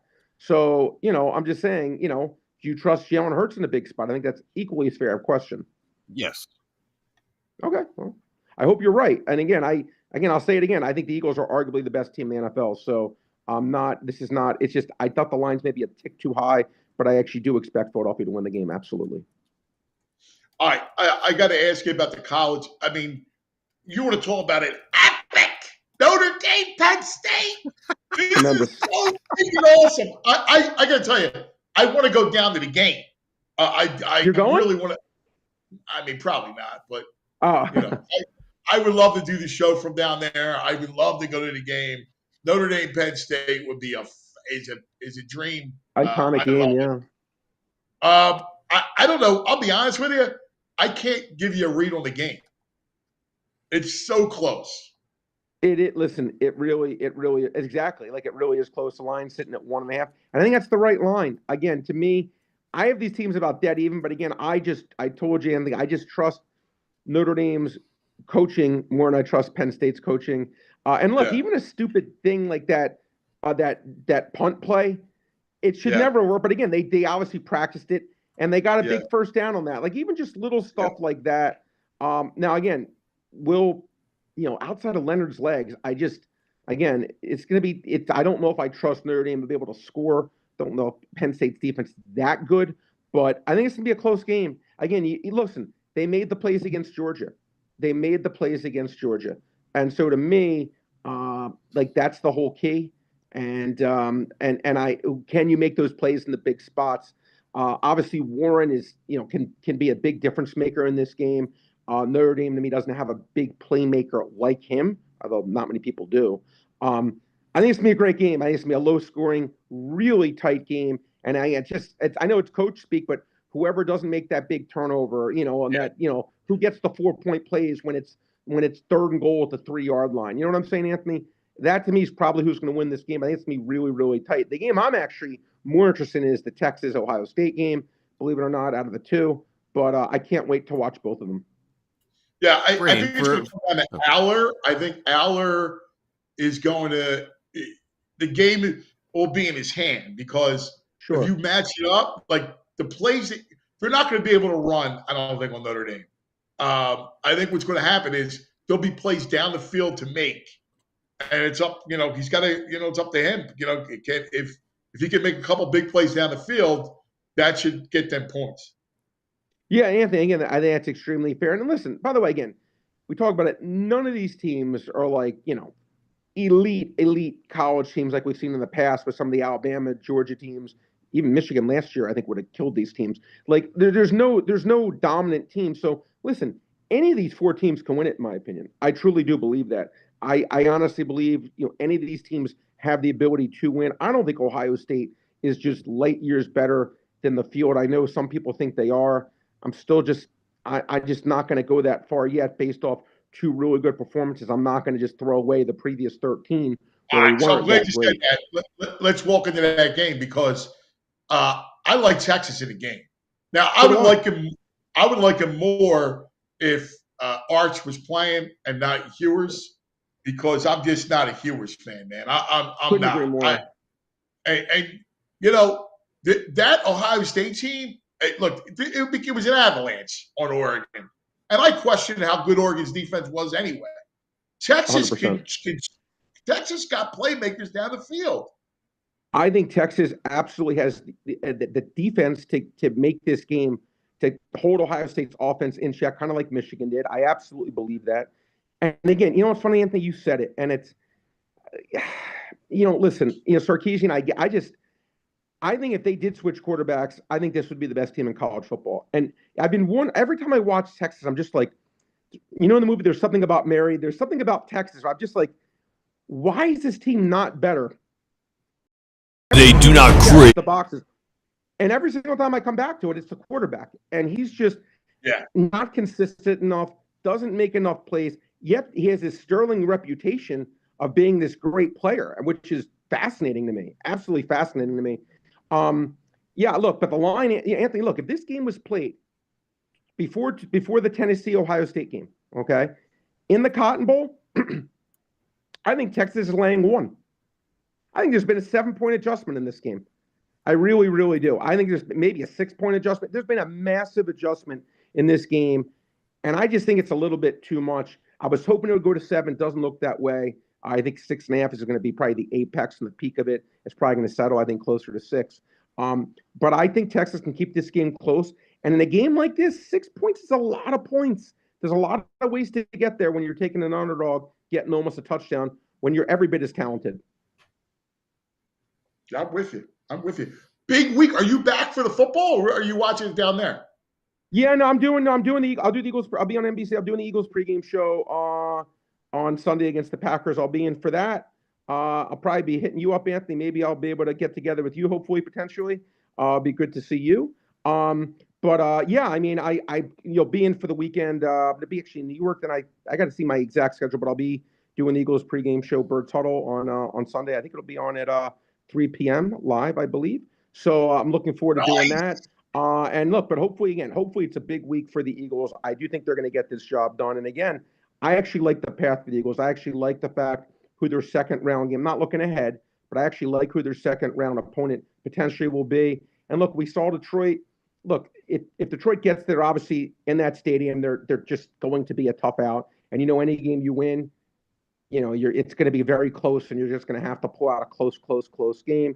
But I think if there's any team to do it, I think it could be Philly. Hey, Brain, what happened this weekend? I'm just looking at the futures for the Super Bowl. Eagles were third. Now they've dropped to fifth on Bet Parks, with the Ravens and Bills jumping ahead of them in odds to win the Super Bowl. Like, what causes that over the past week? Well, really, nothing really should cause that. I mean, look, here's the thing. In the AFC, I think it's actually more jumbled because you have the Ravens. I would have loved the Ravens, Bills, and of course the Chiefs. I would have loved to see, by the way, the Bengals get in. I think the Bengals could have been like one of those teams that it wouldn't shock me if they did what the Packers did. Remember when they won the Super Bowl in 2010? But we'll never get the chance to find that out, like the way Burrow was playing. But no, I mean, it's all probably very close for you, Jim. I don't have it up right now, but I'm assuming they're all going to be within 100 basis points, right? I'm guessing. Yeah. What do they have? Lions are plus 300. Chiefs are at plus 325. Ravens and Bills are plus 600. Eagles are plus 700. Yeah, okay, within 100 basis points. Yeah, I mean, it's pretty close. I mean, look, listen, there's really no rhyme or reason for the change on that. Look, the Eagles, though, they're going to have to win 4 games to win the Super Bowl. So it's going to be hard. If you say every game's 50-50, that's 15-1, not 7-1. But obviously, just this game alone, they're going to be favored. And actually, in the next game, if they get there, they're going to be favored. They'd obviously be an underdog if they do have to play Detroit. But I actually think if you mathematically did a mechanical parlay, what's called a mechanical parlay, just running the bets again and again and again, I actually don't think you'll get higher than 7-1 with the Eagles, because I actually think the odds would be less than that, because I think the only game there'll be a true underdog in potentially is at Detroit. And, but there's no guarantee. I think Detroit even wins that game if they do play the Vikings. Yeah, that's good stuff. Brain, enjoy your Bahamas trip. I appreciate it. I'll give you Brain. 2 quick NBA stuff. Josh Giddey over 6.5 assists, 15 and 8 his last 23. OG Anunoby 17 and 4, under 5.5 rebounds his last 21. Karl Anthony Towns gets every rebound. Be good, guys. We'll talk to you tomorrow, my brother. Thank you, good. pal. All right. There he is, the Brain. With free trips to the Bahamas. Yeah. Oh, I only got 1 more year. I'll be here one more time. I got 1 more year of free trips to the Bahamas. What's that? What does he do? What life is that? Who gives him the free trips to the Bahamas? We're sitting there in the snow, freezing, right? Like, are you kidding? He's Bahamas, Florida. God bless him. God bless him. It's a good thing I'm not a jealous guy. Hey, let's talk about some of our friends, shall we? Let's go a little bit about Rothman. Yes. Joints aching, hands cramping, back out of whack. Well, Rothman's got you. And Rothman Orthopedics, practicing specialized care, has been their passion for over 50 years. Their mission, high quality, compassionate, and affordable care rooted in research. Research leading to better treatments, right? Better outcomes. Each Rothman doc is laser focused on their specialty. Hip, knee, spine, you name it. They have a team for each body part right here in our backyard. So, look, you can run those driveway outs, cross over your defender on the driveway too, right? Roof Art fans, like the Roof Art teams, like all the fans in the country. They are Rothman Orthopedics, and they specialize in you. For more than 50 years, Rothman has participated in thousands of groundbreaking research and clinical trials with the goals of advancing knowledge, treatments, improving outcomes for the benefit of their patients. Don't forget, Rothman Orthopedics, specialized in orthopedics, and you. Visit rothmanortho.com/PHLY to learn more and to make an appointment today. All right. Also, let us talk about Parks Casino Street Road in Ben Salem. Of course, you know what happens. It's January, slate of new acts coming out. You ready? You ready to handle the acts? I don't know. I wish I get the heads up on the new acts. Now, well, these are the same ones we've been working at. But we want to tell people about it. Because you want to hang at Parks Casino in the new year. It's the doldrums of January. Well, spice it up in Parks. You got the Bamboo Noodle House, the Parks Grill Steakhouse. I mean, you name it. The Liberty Bell Beer Garden. It's the best. Parks Casino. This is how you win. Pennsylvania's #1 casino. Tickets on sale for Larry the Cable Guy May 16th. You got March 20th, Ron White. Can't fix stupid. SNL's Colin Jost returns 2 nights at Parks Casino, March 14th and 15th. Have you seen my hair? Country artist Cole Swindell, February 7th. It's Carolina, tails California. February 8th, Jerry Cantrell, Alice in Chains. I'm the man in a box. March 8th, magician Michael Carbonaro. I am the magician of the year. Country star Lee True Bryce, story. March 22nd. Was he really? He is named the magician of the year, yes. I don't know by who, but somebody. Lee Bryce, there's a rumor going around about me and you. ParksCasino.com for all tickets to shows. Parks Casino is how you win. You got to be 21 and gambling problem. Please call 1-800-GAMBLER. This portion of the program brought to you by Rite Aid. Go to riteaid.com for your nearest store and pharmacy over at Rite Aid. Brain, I disagree with all his picks. Yeah, that's why we're broken. He's got a free trip to the Bahamas. True that. True that. We're like Joe Right. Public. He's a sharp. Yes, that's exactly it. Because I'm looking at it going, I don't know. I mean, like the Chargers, I don't like the Texans. They're like looking into the playoffs. Yeah, I think I'm with you on that one. Like they should be an underdog. You know? And I'm anti Tampa, Washington, I don't even think it's close. Commanders. Their first time in the playoffs. Come on. Exactly. Yeah. So I don't know. And listen, I get 5.5 a lot, but I don't know. I'm smelling a. Yeah, I think what. And he loves the Vikings. He loves Darnold. He's been on them all year. I mean, he's probably won all year with them, but yeah. 27-17 Birds is what I'm feeling. Oh, nice. Yeah, I can see that. Right? I don't think this is a tough one. I don't know. Am I crazy? I don't think this is a tough game for the Birds. Well, I think it's a tough game, but I think they're going to win. The only thing the brain said, and I got to do some more research, so I'll do it for tonight, which is quarterbacks coming off of concussion protocol, out of concussion protocol, and how there's a dip in their play. Yeah, and I'm sure having 3 weeks off doesn't help either. But it's a Saquon game, man. You just Saquon. I feel you. Well, you know who knows all about that? Franny Phillips. Leatherhead? Yeah. They do not crave food nor drink for nourishment, for they exist solely on the glow of the all 22 monitors. They are the Leatherheads, and he is Franny Films. There he is, the Films. Oh, man. Films He's is stuck on the side of the road. Where are you at right now? And what's driving a plow? Report? Yeah, look, I can give you guys the weather report if you want. It's the roads aren't too bad, but you got to go slow. You take your time, and you're all good. Where are you at? Right now, I'm in the middle of Northeast Philly, right over near the Roosevelt Mall. I had my mother had a doctor's appointment, so I drove her to the doctor's appointment. That way, she didn't have to drive through the snow. Ah, what a good son! Wow, nice work, Franny. You know what? You know what Franny is, VG? Franny's a good boy, and I say that with love, right? Yeah. He's a good man, right? But a good boy. Like, you know, we all aspire to that. I think that's beautiful, Fran. God bless you, man. God bless Mom. Everything all right? There we go. No, everything's good. Everything's good. I appreciate it. Good. You're in my stomping grounds, Franny. That's where I met my wife. I met her at the Roosevelt Mall like 30 years ago. Go get some hot chicken while you're up there. Yeah, well, I know there was no line out this morning. I don't know Lucky. why, but there's usually a long line out the door there. Yeah, for sure.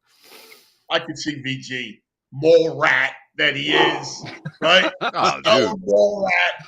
Oh, classic. Dude, back in the day, it was hair metal. My buddy had a 1978 Z28 Camaro with the T-top, like it was moon roofs or whatever. It was a woman magnet back then.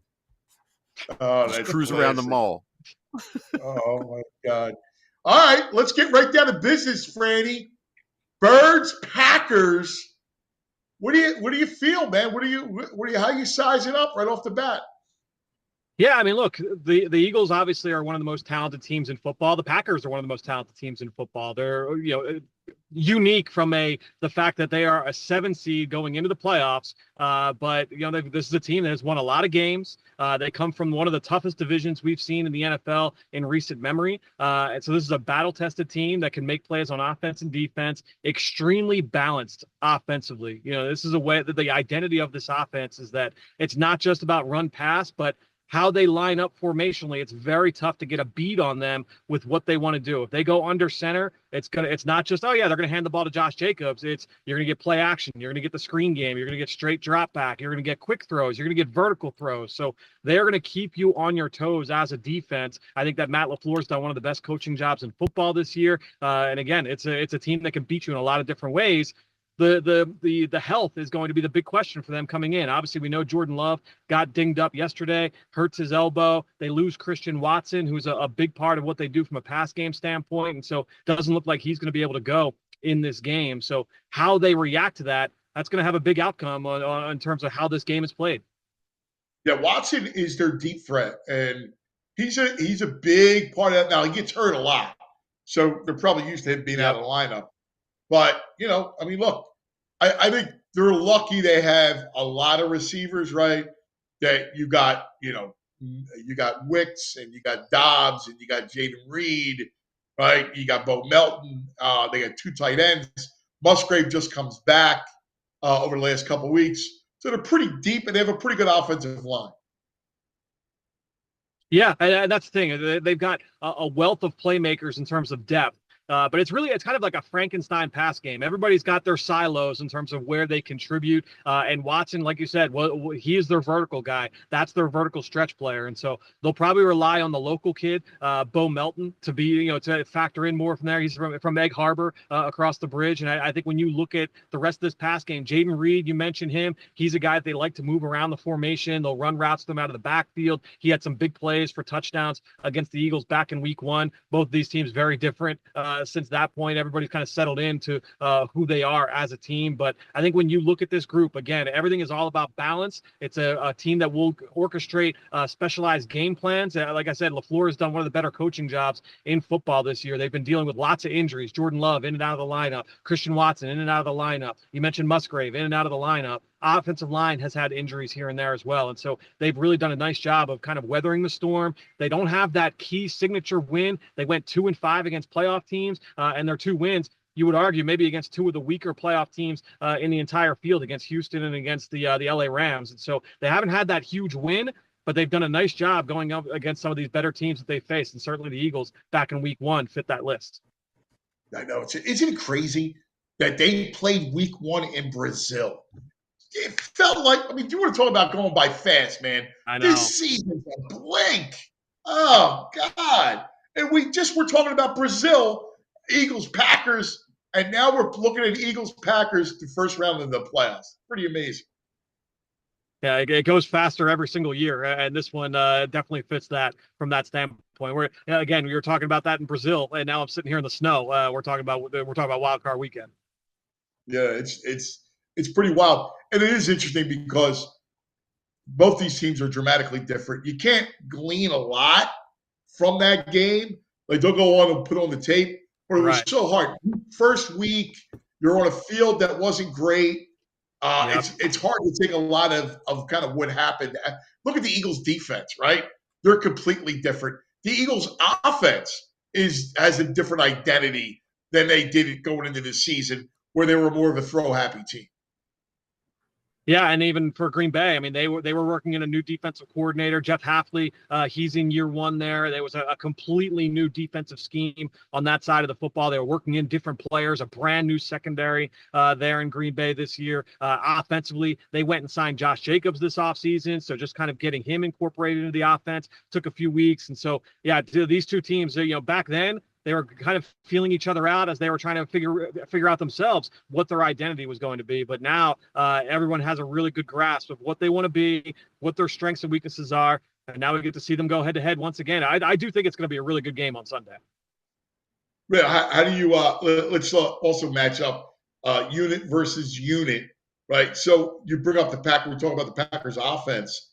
How does it stack up against? How the Eagles defense stack up against that Packer offense? Well, I think the big thing, you would look at, all right, what are the Eagles really good at doing? They're good at preventing the explosive play. Well, without Christian Watson, that's kind of their explosive element. Now, Jaden Reed did have a couple of explosive plays. We remember that, I believe it was an 83-yard touchdown on a catch and run on the deep over route. That's a play that this version of the Eagles defense, they're not giving that up. They've done such a good job of passing off those deep crossers and making sure that everybody's buttoned up on the back end. And so I don't envision that being the type of play that they give up. That would be really uncharacteristic for this group now to be able to give that kind of play up. And so I do think that, all right, they're not going to be able to hit those deep balls.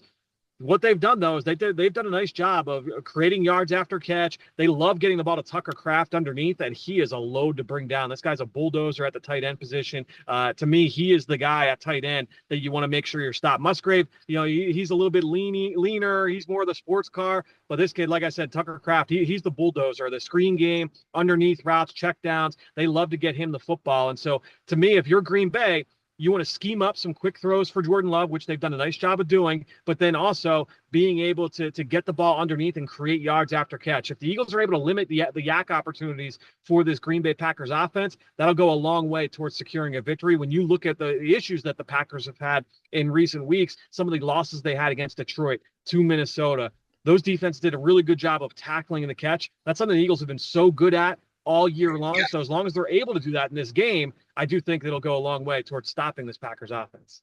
Yeah, I thought the same thing. I'm like, the beauty of what the Eagles defense is now about being short tacklers, keeping everything in front of them, flowing to the football, that works.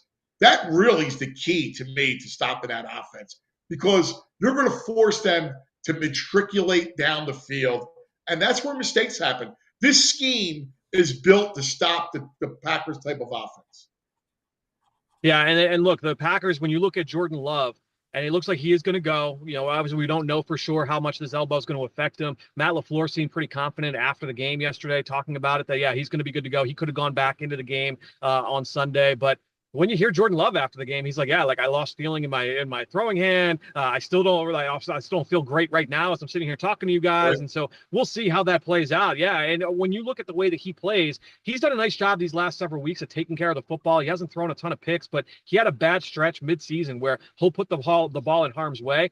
We remember how they went out last year. It was that late interception, late in the middle of the field, an ill-advised throw. He's going to try and push the limits as a thrower. He's not afraid to pull the trigger on those tight window throws. And so I don't think that necessarily that the Eagles will be able to force all these checkdowns, because more so than most quarterbacks, Jordan Love is going to put those to the test. And so I do think that Quinyon Mitchell, Darius Slay, C.J. Gardner-Johnson, Reed Blankenship, you want to try and take away those throws, but he's going to still test you. And so the down is never going to be done. You want to make sure you can test those throws once they're thrown in your direction.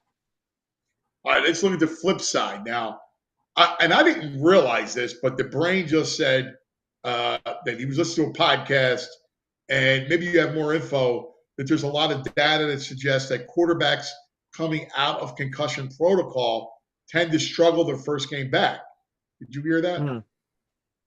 I hadn't seen that, but I obviously will take the brain. I'll take his word for it. I think when you look at quarterbacks, this is a position obviously where time is of the essence in terms of how much time you're able to put in to weekly game plans. And so I think as long as Jalen Hurts is able to go through the paces from a game prep standpoint, I'd be interested to see what the splits are on those numbers with quarterbacks. Is that, hey, you know what, after missing one game? Is it after missing 2 games? Is it after not missing a game? Maybe coming back the next week after suffering a concussion? I'd be interested to see what the numbers look like and how they differ from all of those different splits. But I think overall, that would not shock me at all.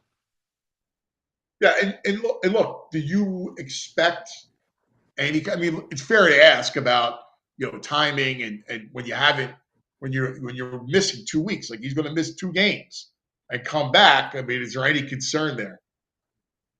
Yeah, I mean, absolutely. I think that it would be really important for the Eagles, no matter what whoever they were going to play this week. If it was going to be Washington, if it was going to be Green Bay, you want to try and come out and find a way to create some of these easy completions for Jalen Hurts. Now, that's easier said than done, because we've been saying that all season long as this team has had struggles to start fast in games. We know the issues that they've had for the large majority of the season of being able to string completions together. How often have we seen Jalen Hurts come out of the gate and he's 1 for 5, or he's 0 for 4, or he's 2 for 6, right? We haven't seen him come out to those hot starts. Now, it was the game before the injury where we saw, like, all right, now he was really kind of he was dialed in, and he completed it was 12 of his first 15 throws, right? It was a lot of play action, ball out fast. The game before he got hurt.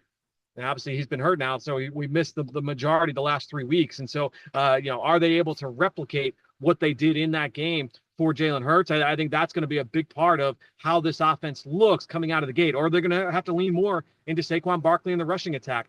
That's the big thing too, though, Ant, is that obviously we know, like, Saquon Barkley, this rush game has been one of the best in football for the majority of this year. But down the stretch, the last month, it has been pretty inconsistent from a success rate standpoint. 3 of their worst 4 games from a success rate standpoint on the ground have come in this last month of the season. And when you look at the way that if this offense is going to funnel through Saquon, they need it to be a little bit more consistent. That's why, to me, it was important for those guys to get that rest. This was a team that did not have a bye week since week 5. So being able to take this week off, get Lane Johnson and Cam Jurgens and Landon Dickerson, Mailata, all those guys, get them that extra rest. So that now they come back. Plus you get Dallas Goedert, a healthy Goddard, back into the fold. What does that do for the run game? I think that's going to be really important for this team, certainly going into the postseason. Yeah, I think it's huge. It is, because look, if you're Green Bay, what are you going to do? You're going to sell out against the run. That's Yep. how you have to play. Because if they're vulnerable in the back end, right? They have a good front. They're vulnerable in the back end. I'm doubling down. You're going to beat me. It's got to be a Jalen game.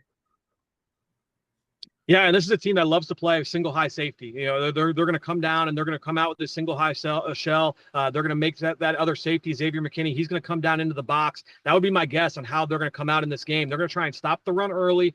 They're going to test Jalen Hurts and say, you know what, you've missed the last 3 weeks. How sharp are you as a passer right now? Are you able to take advantage of some of the matchups that you might have? You might feel you have an advantage. They don't have Jair Alexander. He's on injured reserve. Do you like those matchups on the perimeter with A.J. Brown and Devontae Smith? Yes. Are you able to take advantage of those matchups? That's something that Green Bay is going to want to test early. Yeah, I was going to say, Devontae and A.J. Brown should be feasting on Nixon and Ballantyne right there. I mean, that's huge advantage birds there, right?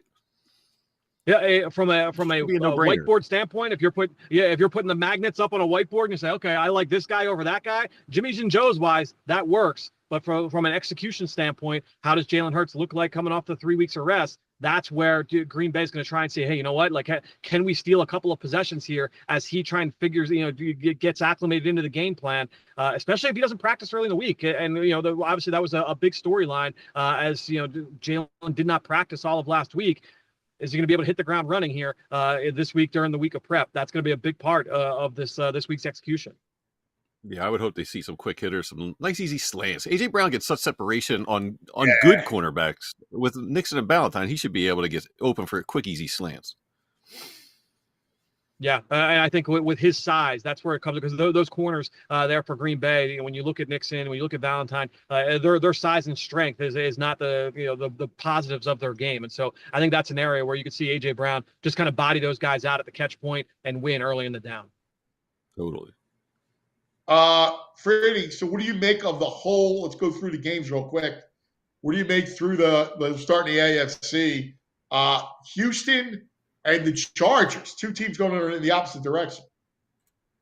No doubt. I do like the Chargers going into this game. I think when you look at the way that Houston has kind of limped into the playoffs here over the last several weeks, I mean, the Colts very easily could have taken that division had they not stumbled against New York back in week 17. So I think when you look at the Houston Texans, they're licking their wounds right now. We do know that CJ Stroud is capable of high level play. He's had more misses now this season, especially in the second half, than what we were accustomed to seeing last year as a rookie. So if he's hitting the wall and he's not humming, now it's going to be up to that defense, which has been outstanding. And D'Amico Ryans has done an outstanding job with that defense this year. And so I do think that was going to keep them in this game. Justin Herbert, that's going to be the big question now. He has not really won that big game, certainly coming into the playoffs. We haven't seen that from Herbert. If they can get that run game on track with Dobbins healthy now, I think that will go a long way towards securing a victory. If that offense is able to get points against this Houston defense, I think their defense will do enough to limit CJ Stroud. And then you got Ravens Steelers, which is always great, always a lot of fun.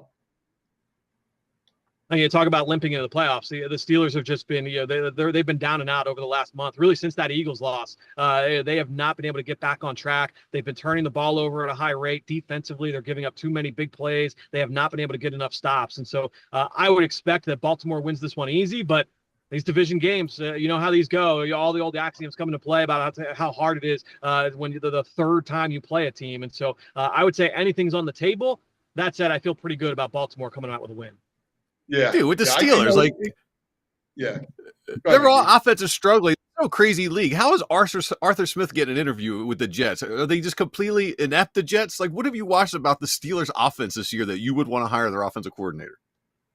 Well, I would say, I mean, they've maximized what they've got from a talent standpoint. They don't have a ton of talent at receiver, at running back. I think they're kind of middling. We talked about this back when the Eagles played them. I think that they could be getting more out of this run game. Their offensive line, while improved, they don't have a ton of blue chip talent there. And so I do think like Arthur Smith is maximizing what he's got. But also when I look at New York, I think with all the stuff going around in terms of just how that organization is run, and you look at ownership, my guess is that team's going to end up with retreads at both head coach and GM. I think that you're going to look at who's going to end up taking those jobs and be like, hey, you know what? Like, I'm not going to get any other opportunities elsewhere. Let's see if I can get this ship right. I think that's where New York ultimately ends up, is going to be retreads both at head coach and at GM. The only thing I'll disagree, though, is the term retread. Like it's a bad term. So I think guys who have experience. Yeah. I'm with you there, Ant. And it's interesting because I don't know that Ben Johnson's going to be a good coach. Again, I hear from people in the league that he's a pretty introverted guy, really great at what he does. Yep. And I also hear that he also may go back depending on what happens. And if he's not a lock, it's got to be like the perfect job for him to leave Detroit. Yeah, I mean, Dan Quinn was a retread, and look what he did in year one, right, in Washington. He's doing a nice job, and I think the arrow is certainly pointing up on that team moving forward, and it's going to be a team that the Eagles are going to have to contend with here, not just in the short term, but certainly in the long term. So I didn't necessarily mean that as a negative from that standpoint, but I think it will determine who is really going to seriously go for those jobs. I think it's going to be more likely that it's going to be people from like the Arthur Smith pool as opposed to like the Ben Johnson and like the hot name, the Liam Cohens, those kind of hot names that you would expect from some of those other openings. All right. The Denver Buffalo is interesting in this respect. Like, Bo Nix is turned out to be a quarterback, man. He's an electric player. Peyton's done a really good job with him. Look, I know that I talked to Spags yesterday after the game. He was vanilla. He was pissed off because he's not a big Peyton guy anyway. So that the fact that he was hamstrung like that, sitting there through the game was miserable. He said it was torture sitting in that game. But Bo Nix is good. Buffalo's going to win, but can they stress him? Yeah, I think that's the big thing is that when you look at Denver, are they able to manufacture enough offensively with the pass game? I think this team is still missing a couple pieces offensively from a skill talent standpoint. Cortland Sutton had a great game yesterday, but I think when you look at some of the other surrounding pieces around Nix, I think that's something that will be at the top of the to-do sheet. Yeah, for Sean Payton and George Payton, the general manager there this offseason. I think they want to be able to get more out of the supporting cast there around Bo Nix. But look, defensively, when you've got a guy in Patrick Surtain who could take away one half of the field, and then you've got Nick Bonito and the rest of that front and how the pressure that they're able to create, they can wreak havoc, and so I would not rule them out at any one particular game. I do think Buffalo wins. I do think that Josh Allen takes them over the top, but ultimately I think that when you look at this Denver team, I do think they can be a tough out. All right, NFC, obviously besides the Eagles, the big story was the Lions last night. And the Lions defense, which really went after and tormented Sam Darnold. So the long range effects there, the Lions get their mojo back. They now feel good defensively, protecting that 1 seed. There is a flip side that you may have to play Minnesota again, which would be the worst thing for them, because having to play them twice in such a short period of time, I don't know that you get all those stops around the goal line. That's the thing. If you're Minnesota going into that third matchup, you have to feel okay about it from a, we beat ourselves. We did not have our A game in this one. Offensively, Sam Darnold left a lot of meat on the bone, certainly in the red zone, those high leverage snaps that he would like to have some of those throws back to Justin Jefferson. And honestly, Jefferson would probably like to have some of those targets back too, where he probably more often than not brings those in. And so a huge win for Detroit. I got to think that that Dan Campbell secured the coach of the year last night, just with everybody kind of counted them out with all the injuries to see what that team was able to do and secure the number 1 seed. All the credit to them and to that program, certainly. But I think when you look at Minnesota, it's going to be an uphill battle, man. I mean, now they got to go on the road, but basically for the rest of the playoffs, it looks like it's going to be a tough road for them to get to where they ultimately want to get to. Yeah, and then you got Washington and Tampa. And Tampa, the Royals played tough. They came to play us today. Baker running all over the field to try to win the division. It was wild. They're interesting. I kind of don't want to see them just because of the history with Tampa. Yeah, and to me, when you look at this defense, they certainly don't have the teeth of the Todd Bowles units that we've seen them give the Eagles fits over the years. That said, I mean, we don't have to go back far. We go back to week 4 and we see what Todd Bowles did to this Eagles offense. And so I think when you look at this group and you look at this game, my guess is it's going to be like a high scoring game. This should be a very fun game to watch between Tampa and with Washington. My guess is going to be very much back and forth. Both quarterbacks making plays with their legs. I mean, 2 of the most successful scrambling quarterbacks in football.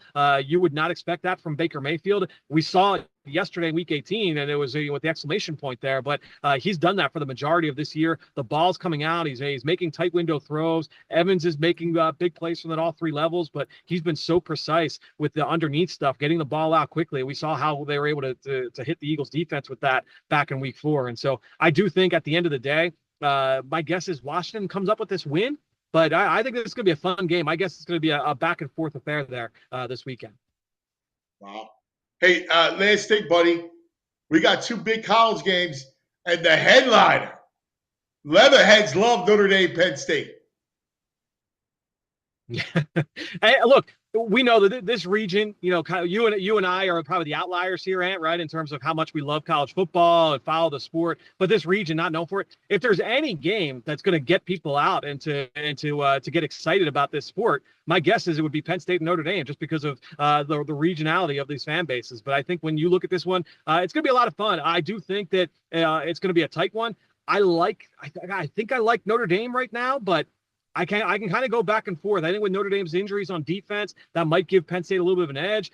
Drew Aller played really well last week. Is he able to replicate that against this Notre Dame front? I think that's going to be a really fun game. Yeah, I do. Listen, Aller is going to have plays in the secondary to make.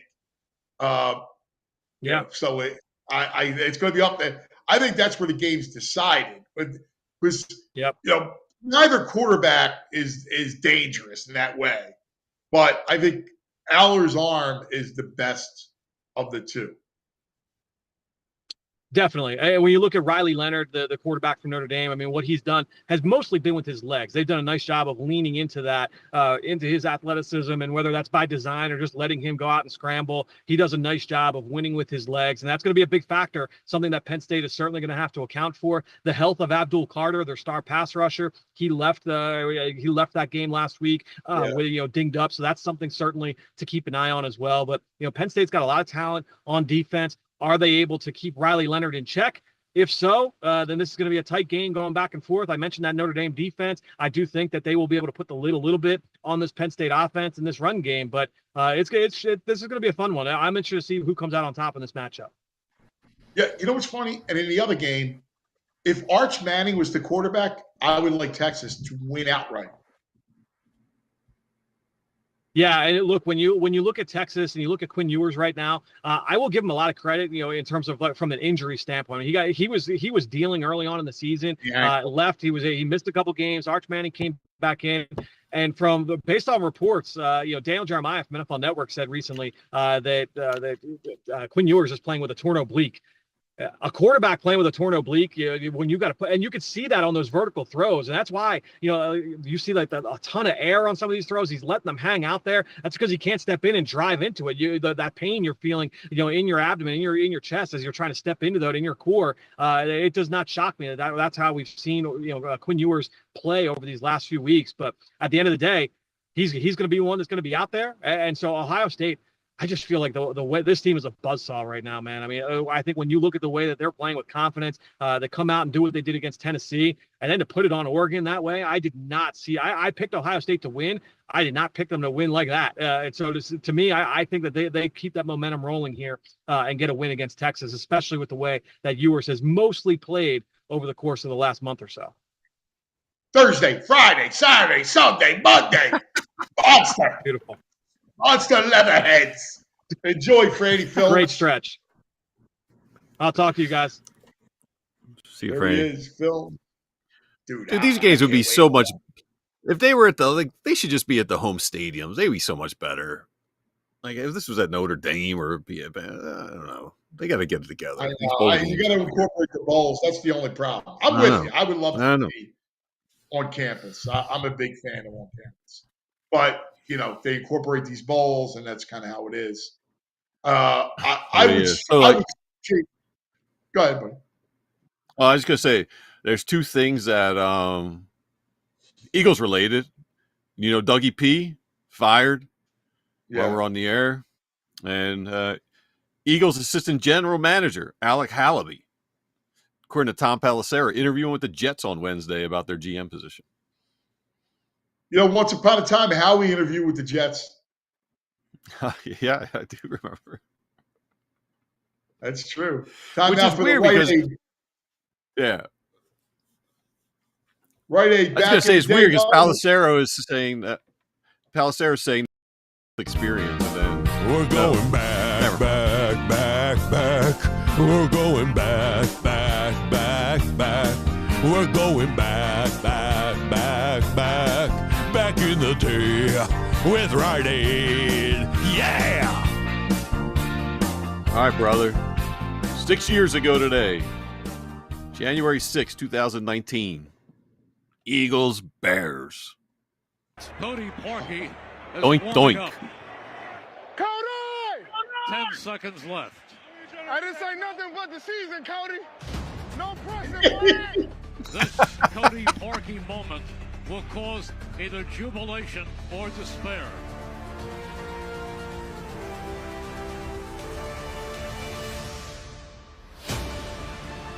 No good! No good! The Eagles win! He missed it. A delightful double doink gave the Eagles The double doink, baby. Mike Quick was That hysterical. He missed it. Now, that was 6 years ago today. Yeah. Yep. Wow. Double Quick doink, goes quick. man. I thought they had a chance that year, too. Remember, that was the Foles against, who was it, the Saints? You're asking the wrong guy, brother. They played the Saints after that game, yeah. Yeah. They were there, man. I thought magic. That Foles is going to give you some more magic, man. That was it. You've been there a few times, man. I feel like we've been robbed a couple years. Yeah, we're owed. We're owed. Yeah. Look, Yeah. like Should be this year. Like just looking back at it, I do think the Lions having to face Minnesota again is a big deal. I mean, maybe. I think the Rams go past Minnesota. All right. Well, then that would be moot. Dude, You know, where's it going then on? it's Eagles, Lions. Yeah, that's what I want to see. Yeah. That would be awesome. All right. Well, that's going to do it for us. Great job, Andrew. We'll be back in the studio tomorrow. You'll be out of the locker room. I'll let you out. Have a great day, everybody. We love you. We'll see you in the morning. Go Birds! We all silly like the mayor.